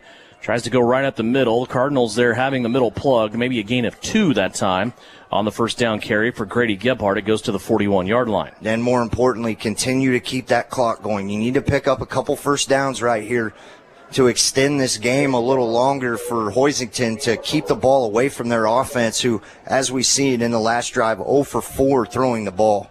Andover Central leads Wellington in Class 4A 44-13. Andale, we thought that Andale-Cheney game, Cheney upsetting Andale last year twice. Andale just having their way this year into 3, 44-7. 2nd down and 8 for Southeast of Saline. Play clock down to 5. Canyon Douglas in motion. They go back to Gebhardt. He slide steps from right to left, and he will have it all the way down to the 35-yard line and a gain of 6 for Grady Gebhardt. And a play that looked like it was going to go maybe for a gain of 1 or 2, and you talked about it. He hits that slide step, finds the hole, hits it with a full head of steam, and carries it up. And now you're going to get 3rd down and 2 right here for Southeast. Ball sitting at the 35. It is 3rd down and 2. And again, you just talk about the success Southeast has had on 3rd downs. Also, probably they're going to take 2 cracks at this to get 2 yards. So you need 2 yards in 2 plays. I think on play number 1, you designed this to run right up with number 30. Here's the end-around fake to Douglas. Gebhardt back up in there, and he is going to be close to the 1st down. The pile keeps moving, though, as Gebhardt in there along with Drew Weller, his center. And again, you cannot assist, but if you're Weller and you're in the middle of that thing, you can keep it moving forward without pushing. Also, Kendall Miniman in there as well. Yeah, it's going to be a 1st down, Southeast. They got just enough. You can get behind and push. You just can't get out in front and pull a player towards you. So if Grady Gebhardt keeps those feet moving, those guys get behind him and push him. That you are allowed to do. But we've seen Southeast get called for it a couple times this year when they're out in front and pull the running back forward for that extra yard. The Hayes High Indians keep their season going tonight. They upset Great Bend last week. I think that was an upset. Great Bend was undefeated. Very good. Here's Canyon Douglas on an end around. Canyon looking for some space, trying to keep it in bounds, but he is unable to as he's ran out of bounds at the 30-yard line after a gain of 3. So back to The Hayes High Indians beat unbeaten Great Bend last week. You know what Hayes High did tonight? They rolled in and beat Hutchinson bad, 28-0. Hayes High still alive. And that was a Hayes team that got beat earlier in the year by Great Bend. They avenged that loss. It's hard to beat a team twice. And we'll let you go over the last score you just got. Beloit Trojans, they advanced to the next round, the sub-state round, the Final Four, if you will. Tonight, Beloit beat Garden Plain 19-0. Here's the fake end around to Canyon Douglas. Gannon Jacobson's going to keep it. Has to knife his way inside the 30, and then he is swarmed in on by a flock of Cardinals and taken down there at the 29. What I liked about that play right there by Gannon, nothing flashy, but he gets to the sideline, plants his foot, goes back into the middle, more importantly to stay in bounds and keep this clock running. Now you're faced with a 3rd and 5. Obviously 2 plays right here probably to pick this up. I was just wondering if Southeast of Saline would be forced to play a bird team for the 3rd consecutive week. You went through the Blue Jays last week, playing the Cardinals here tonight. Next week it could have been the Owls from Garden Plain, but it looks like the winner of this game is going to get the Beloit Trojans, who always seem to come alive in the playoffs. Here's Jacobson, high snap. He's going to have to save it here. Now he's going to roll out, and Jacobson, trying to secure this football, will take a loss of 6 yards here. Thought he might have thrown it out of bounds once he got out here on the edge, but he just went ahead with ball security and swallowed it up here and took it at the 34. It'll be a loss of 5. Yeah, and smart play not to throw that out of bounds. Keep that clock running. Yep. Once again, as you go under 5 minutes now, and now Southeast really going to be faced with their longest to-go situation in a must-have right now. And you got to look and be wary if you're Hoisington of where 22 is at. But we've also saw KB come open a lot here in this game. Berrigan, a single receiver to the right. A cluster of 3 to the left. Gebhardt will be in the backfield for Jacobson. He's going to step back, maybe quick kick here into the wind. Jacobson's going to punt it away, and this ball's going to die here in the wind, but it's going to hit at the 15, go to the 10, now inside the 5, taking a gratuitous Southeast of Saline bounce, and well done by the Trojans as Gannon Jacobson has that ball come to a stop at the 4-yard line with 4:20 left to go. Yeah, executed to perfection right there by Gannon Jacobson. Punt almost gets blocked right there by Leighton Hoffman coming up the middle, but now Hoisington going to have to drive the pretty much the full length of the field right here if they want to try to bring this game any closer. 4:20 left to go here in the 4th quarter. Hoisington takes over here at their own 4-yard line. Holcomb has defeated Scott City in Class 3A tonight, 10-7. Axtell 50 in a row now in Class 8, man, as they beat Osborne 54-8. Wow. Hoisington trying to come from their own end zone all the way to the back of the end zone, and a ball that's thrown out. Boy, I don't know if that even got back to the line of scrimmage there, as Brody Chambers putting the heat on Ren Galla that time. Evan Watkins was the closest player to that ball. No, that was Drew Weller in the back of the end zone running him out. And there was a receiver in the area, so no matter of fact if it gets back to the line or not, Drew Weller put on a little spin move there on that right tackle for Hoisington, and that's really the first pressure we've seen tonight on the quarterback, Ren Galla, in the passing situation. Incomplete pass, stops the clock, 4:15 left to go. 2nd down and 10. Fake pitch out. Gallo wants to throw it again. Down the seam, has a man. It's going to be caught to the 25, now to the 30. Spin move to the 35, and then brought down at the 40. Nice catch, and yards after the catch from Carson Mason, who made it all the way out to the 41-yard line. It's a gain of 37 on Hoisington's longest play of the night. Yeah, and a good-looking ball thrown by Ren Gallo right there. Kind of fit that one in a window. Carson Mason able to get it, and the big yards after catch right there. From the 41, new set of downs here for Hoisington with 3:52 left to go in the 4th quarter. They have a 2x2 set, 4 wide receivers total. Quick out to Mason Martin. He catches it. Now dancing around. He's going to get to the 45 and then drug out of bounds by Tucker Thaxton at about the 47-yard line. Yeah, a little prevent coverage right there. 4 or 5 defenders dropping back, keeping everything in front with Gannon Jacobson in the center of the field. And Ren Gallo, the only spot he had to go with that ball was to Mason Martin. 3rd catch by Mason Martin, 27 yards for him so far tonight.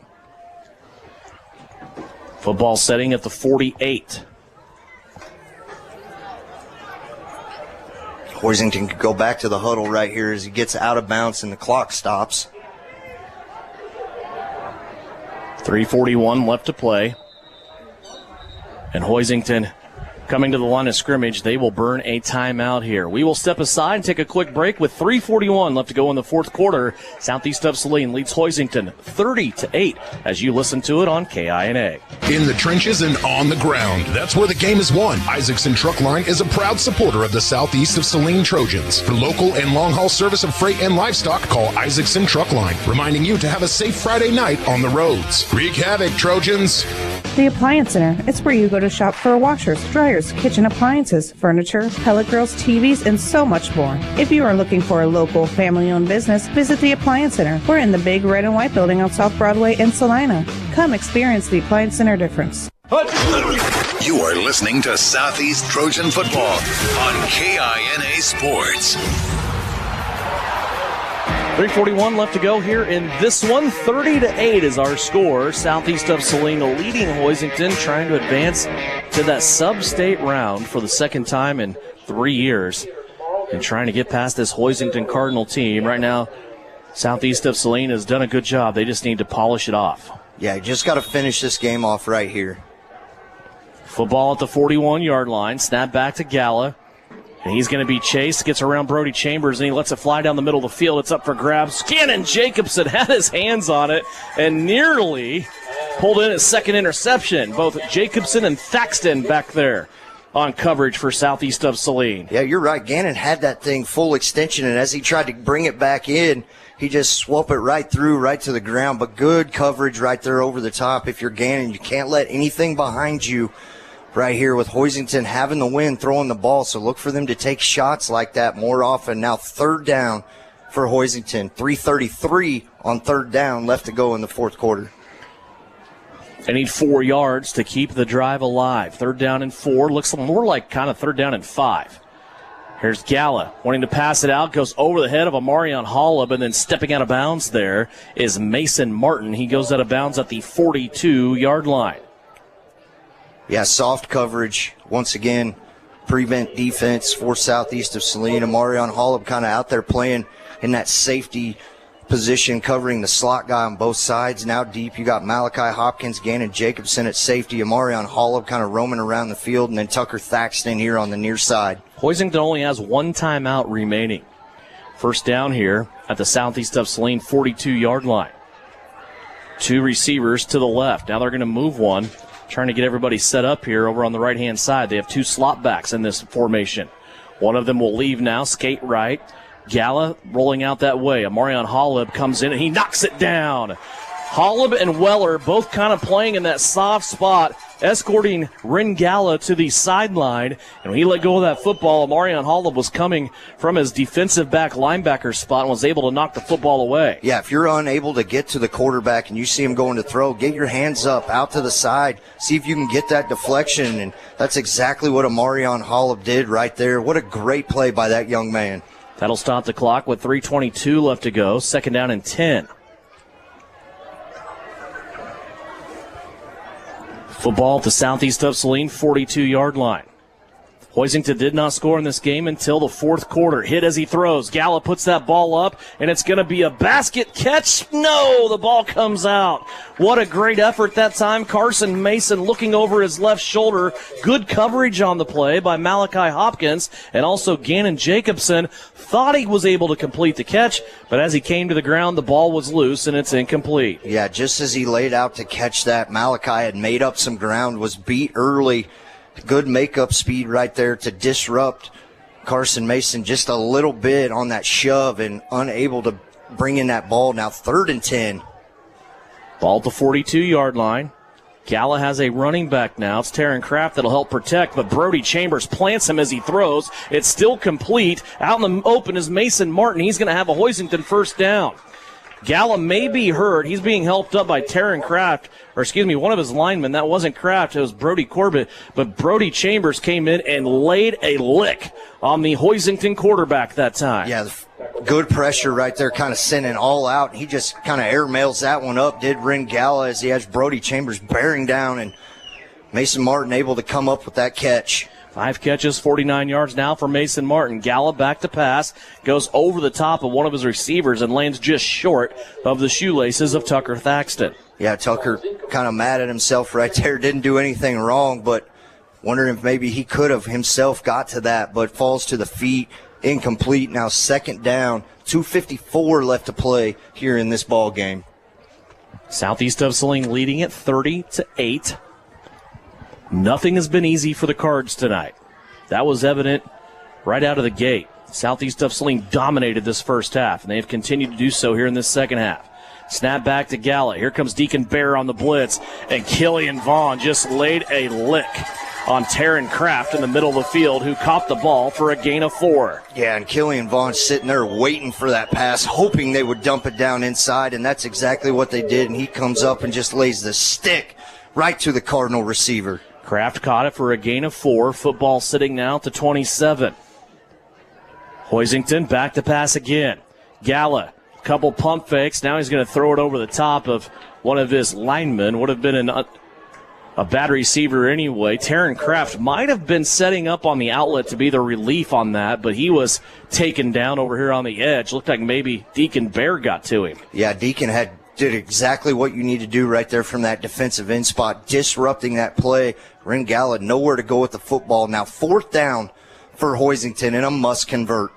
2:14 left to go in this one. It's a 30-8 score for Southeast of Saline.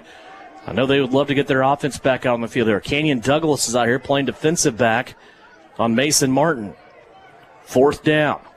Low snap. Galla has to pick it up. He does so. Now he's going to unleash it to the end zone. Right-hand side, it's a jump ball, and Jacobson there again to have the football disrupted and incomplete. Gannon Jacobson there on coverage for Southeast of Saline, and the Trojan defense will get off the field with 2:06 left to go here in the 4th quarter. Southeast of Saline has just sealed the deal 30-8, and they'll just have to run this clock out. 2:06 left to go. Southeast offensively and on the field. Russ is on his way down to the Salina Ortho sideline to get post-game comments from head coach Mitch Gebhardt. 1 timeout left here for Hoisington. Don't believe that's going to do them any good, though, as Southeast of Saline is out to end of the game. Jacobson stays in the shotgun. He's going to turn, give it to Grady Gebhardt. Sprints out right-hand side. Gebhardt has some space. Grabbed by the ankles. It doesn't matter. He steps through, and Grady Gebhardt across midfield at the 50, and he's going to be brought down at the 44-yard line. Grady Gebhardt. They're going to say it's at the 45. It's a gain of 28. 32 yards on the run and a Trojan 1st down.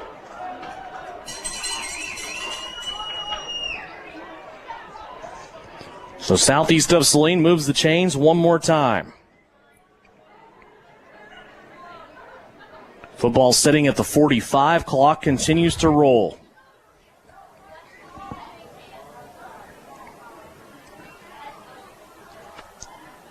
Marion Hollub now into the game for Southeast. He will take a carry. Bounces it out to the right. He has some space down the sideline, but he's escorted out of bounds. Marion needs to keep that one in bounds to keep that clock running.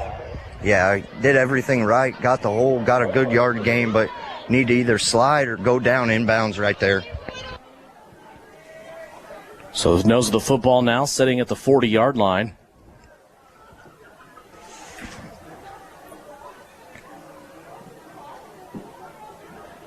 Southeast of Saline with their last couple plays of this game.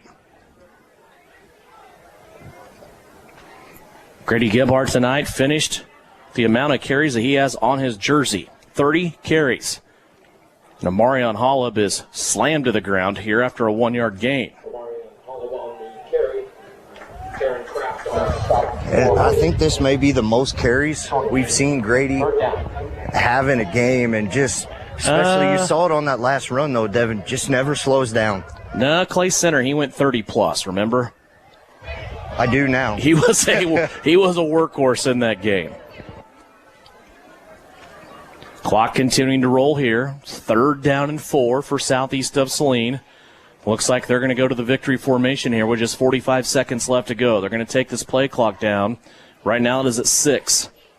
And Southeast of Saline looking to roll on to that sub-state round where there's 4 teams left. Gannon Jacobson takes a knee, and that will do it as the play clocks are not on, and that will be the last play of the game. Southeast of Saline, for the second time in 3 seasons, will go to 11-0, and they will roll into the sub-state round where they will host the Beloit Trojans coming up 1 week from today. Our final score from Kansas Wesleyan, 30. Hoisington, 8. And we will await the postgame here. Coming up on postgame, we'll have comments from head coach Mitch Gebhardt. We will have final numbers for you, stats of this game, and we will also go over the scoring recap for you. Also, don't forget, a Vernon Jewelers gem of the game. It's all coming up when we come back on postgame after a Trojan victory. Southeast of Saline wins it 30-8 over the Hoisington Cardinals right here on KINA. I'm Brian Arms, your mortgage loan originator at Equity Bank here in Salina, Kansas. I'm a lifelong Salina resident here to tell you our bank can offer you mortgage and refinance options with terms designed for you. Why leave our community when you can choose the bank that never forgets it's your money? With 2 locations in town on Ohio Street and Santa Fe Avenue, there's no better time to apply online, in person, or over the phone. Learn more at equitybank.com, equal housing lender, member FDIC. At Vernon Jewelers, we are celebrating 140 years of our family serving yours, serving you with the best in prices, quality, and the service to back it up. You can trust us for your unique custom pieces and any repair you may need. And just because we've been around for 140 years doesn't mean we are old and out of touch. It just means we're really good at what we do. Now is the time to shop for the holiday. Come see us in downtown Salina and look for the iconic Vernon Jewelers sign on Santa Fe, here for you since 1884.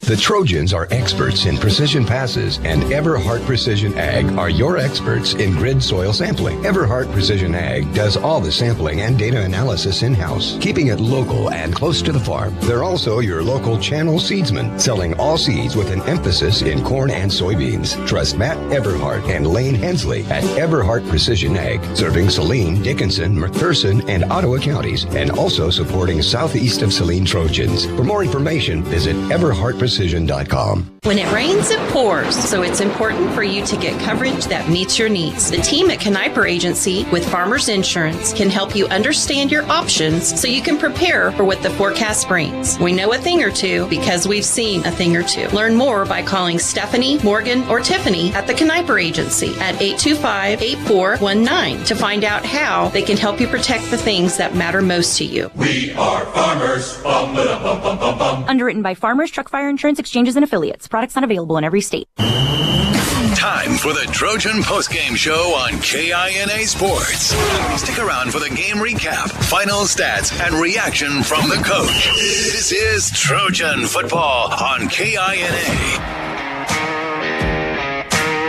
Welcome back here to the campus of Kansas Wesleyan. It's a great sports complex and another piece of hardware collected here by the Southeast of Saline Trojans and head coach Mitch Gebhardt. Southeast of Saline once again goes to 11-0, and they will find themselves in the sub-state round of the state playoffs next week. They will be at home, whether that is here at Kansas Wesleyan or on the campus of Southeast of Saline, and they will play a familiar foe in the Beloit Trojans, who were able to win tonight against Garden Plain by a count of 19-0. For Southeast of Saline, this game was a dominating performance. 25-10 was the counts on first downs. 25-10. Southeast of Saline on their way to 385 yards of total offense. They had 239 yards rushing, 146 yards passing, while Hoisington had 177 yards total. Most of that came late in the game when they were passing the football. They end up with 98 yards passing, 79 yards rushing. And for a game that has just been, or a team that has just been kind of a nutso on the ground and just one of the state's best rushing attacks, they only have 79 yards of rushing here tonight.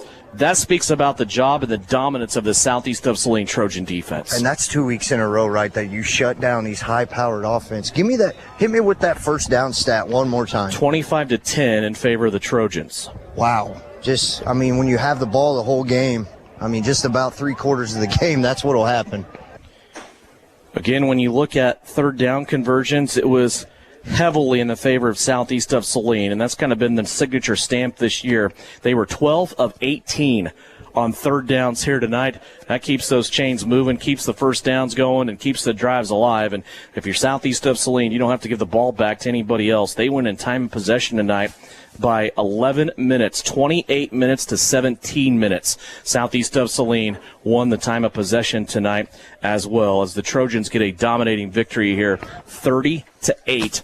On the Kansas Wesleyan campus. Awaiting comments here from head coach Mitch Gebhardt, as Grady Gebhardt had another huge night tonight. 34 carries for Grady Gebhardt, 190 yards, and 3 touchdowns for Grady here tonight. Let's go down on the field. Here's Coach. Coach, just a dominating performance on the defensive side of the ball, and you give up that touchdown there in the third quarter, but, I mean, your defense just set the tone this whole game. Well, and they did. I really think you're exactly right. Hoisington's a good physical football team. They always are. And, I feel like our kids stepped up to the challenge. They run that offense that's hard. You got to be in the right spots every single time, and our kids did a pretty darn good job of being where they're supposed to be. And you switch over to the offensive side of the ball. You have the ball 11 minutes longer. You almost hold it for 3 quarters for this game, and you pick up first downs, every drive, pulling down big third downs. You outgain them 27 first downs to 10. I didn't know we had that many first downs. I knew it was quite a few, but again, we want to try to keep the ball away from them. And I talk about it every week that first downs are the deal you got to get. And in games like this, playoff games and things like that, it's even more key at that point. As the games continue on, things are going to be a little different than maybe they are during the regular season. And I felt like our kids handled that very well tonight. And once again, offensive line just really freeing up holes for Grady. Unofficially 30 carries.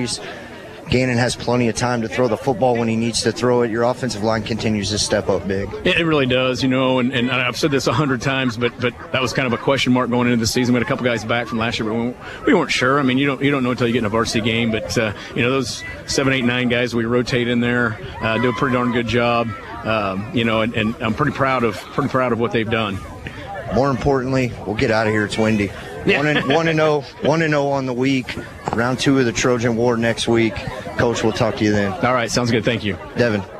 Thank you very much. That's Russ on the field with head coach Mitch Gebhardt as they are talking about another Trojan victory, this one 30-8 here over the Hoisington Cardinals. Once again, Grady Gebhardt led things in rushing, 188 yards tonight. Also 3 touchdowns for Grady. Gannon Jacobson, 41 yards rushing. The leading receiver is Tucker Thaxton tonight. A new season high in catches for him with 11 catches. He averaged 10 yards a catch, 110 yards. Thaxton also had a touchdown. Gannon Jacobson tonight throwing the rock, 15 of 25. He also had 146 yards, took only 1 sack tonight, and had that touchdown to Tucker Thaxton as well. Southeast of Saline dominates this game in pretty much every statistical fashion. They even got some penalties in this game, probably more penalties than what we're accustomed to see them getting, but they were able to overcome all those penalties and just made their drives a little bit longer, it seemed, as they were just kind of monotonous in their pace. They were just so slow and steady, and that's what won the race tonight for Southeast of Saline, as they just kept the ball out of the hands of the Hoisington Cardinals with a time of possession favorite of 11 minutes. Southeast of Saline holds the ball for 28 minutes, while Hoisington had time of possession of just 17 minutes.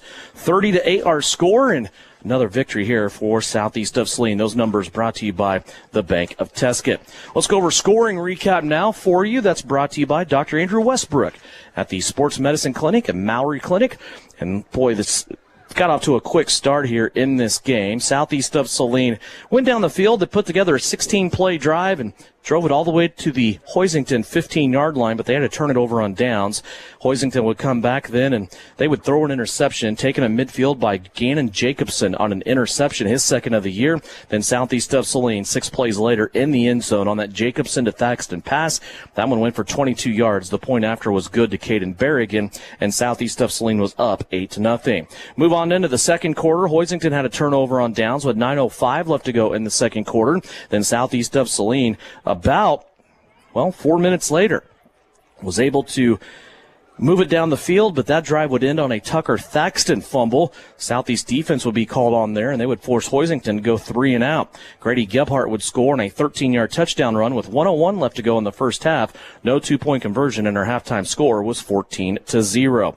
Hoisington would have the ball to start the third quarter. They would go 3 and out. Then Southeast of Saline would assemble an 11-play drive that lasted 6 minutes, 23 seconds, and Grady Gebhardt a 5-yard touchdown run, two-point conversion to Caden Berrigan, 22-0 Southeast of Saline. 4:44 left to go. Hoisington would fumble at their own 40. Southeast of Saline will recover. Then with 2:01 left to go, Grady Gebhardt will get his third touchdown of the night. Two-point conversion pass to Evan Watkins, 30-0 Southeast of Saline at the end of 3. And then one touchdown in the fourth quarter. That belonged to the Hoisington Cardinals as Taryn Kraft got a 2-yard touchdown run. And the two-point conversion also good by the Cardinals. And that put us at our final point total of 30-8 in favor of Southeast of Saline. That scoring recap brought to you by Dr. Andrew Westbrook at Maury Clinic Sports Medicine. Visit Dr. Westbrook at a sports injury walk-in clinic every Monday and Thursday mornings for any of your sports injury ailments. Also, to remind you, the broadcast tonight brought to you by the Southeast of Saline Booster Club. They help bring you live coverage to showcase exceptional student activities and build that purple power. It is always a great day to be a Trojan. So now Southeast of Saline will turn their attention to next week. Well, they will take on the Beloit Trojans, a couple of teams that are very, very familiar with each other. You might want to remember back here on this field early on in the season, week number 2, I believe it was, Southeast of Saline and Beloit played in a driving rainstorm here at Graves Sports Complex. Southeast of Saline got out of here with a victory after Beloit scored first. Southeast of Saline rattled off 32 straight points and won that game 32-6. But the Beloit Trojans just kind of find something different in the postseason, and that's what Southeast will have to deal with next week for the right to go to the state title game the Friday after Thanksgiving. But for now, enjoy this one. We'll have a full game wrap for you on SalinaPost.com, and also we'll take a trip around the state with Eric Peterson. That starts at 10 o'clock tonight here on KINA. A full 1 hour of scores and game wraps from across the state of Kansas. That's brought to you by Salina Surgical Hospital. Final score here tonight from Graves Sports Complex on the campus of Kansas Wesleyan. Of course, we've got a full schedule of Kansas Wesleyan sports tomorrow with football and basketball, all those game times at SalinaPost.com. We also have Kansas City Chiefs football for you. Pregame starting on Sunday, 2 o'clock. It's a 3:25 kick as the Chiefs visit Buffalo to play the Bills. Tonight, Southeast of Saline wins it. They have 30. Hoisington with 8. Southeast of Saline goes to the next round.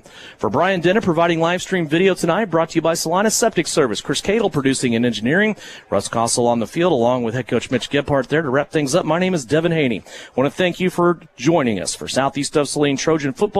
Also, Dave Tolley tonight keeping stats, helping out with everything here in the sports box at JRI Stadium. Thanks for joining us. Trojans win at 30-8 here on KINA.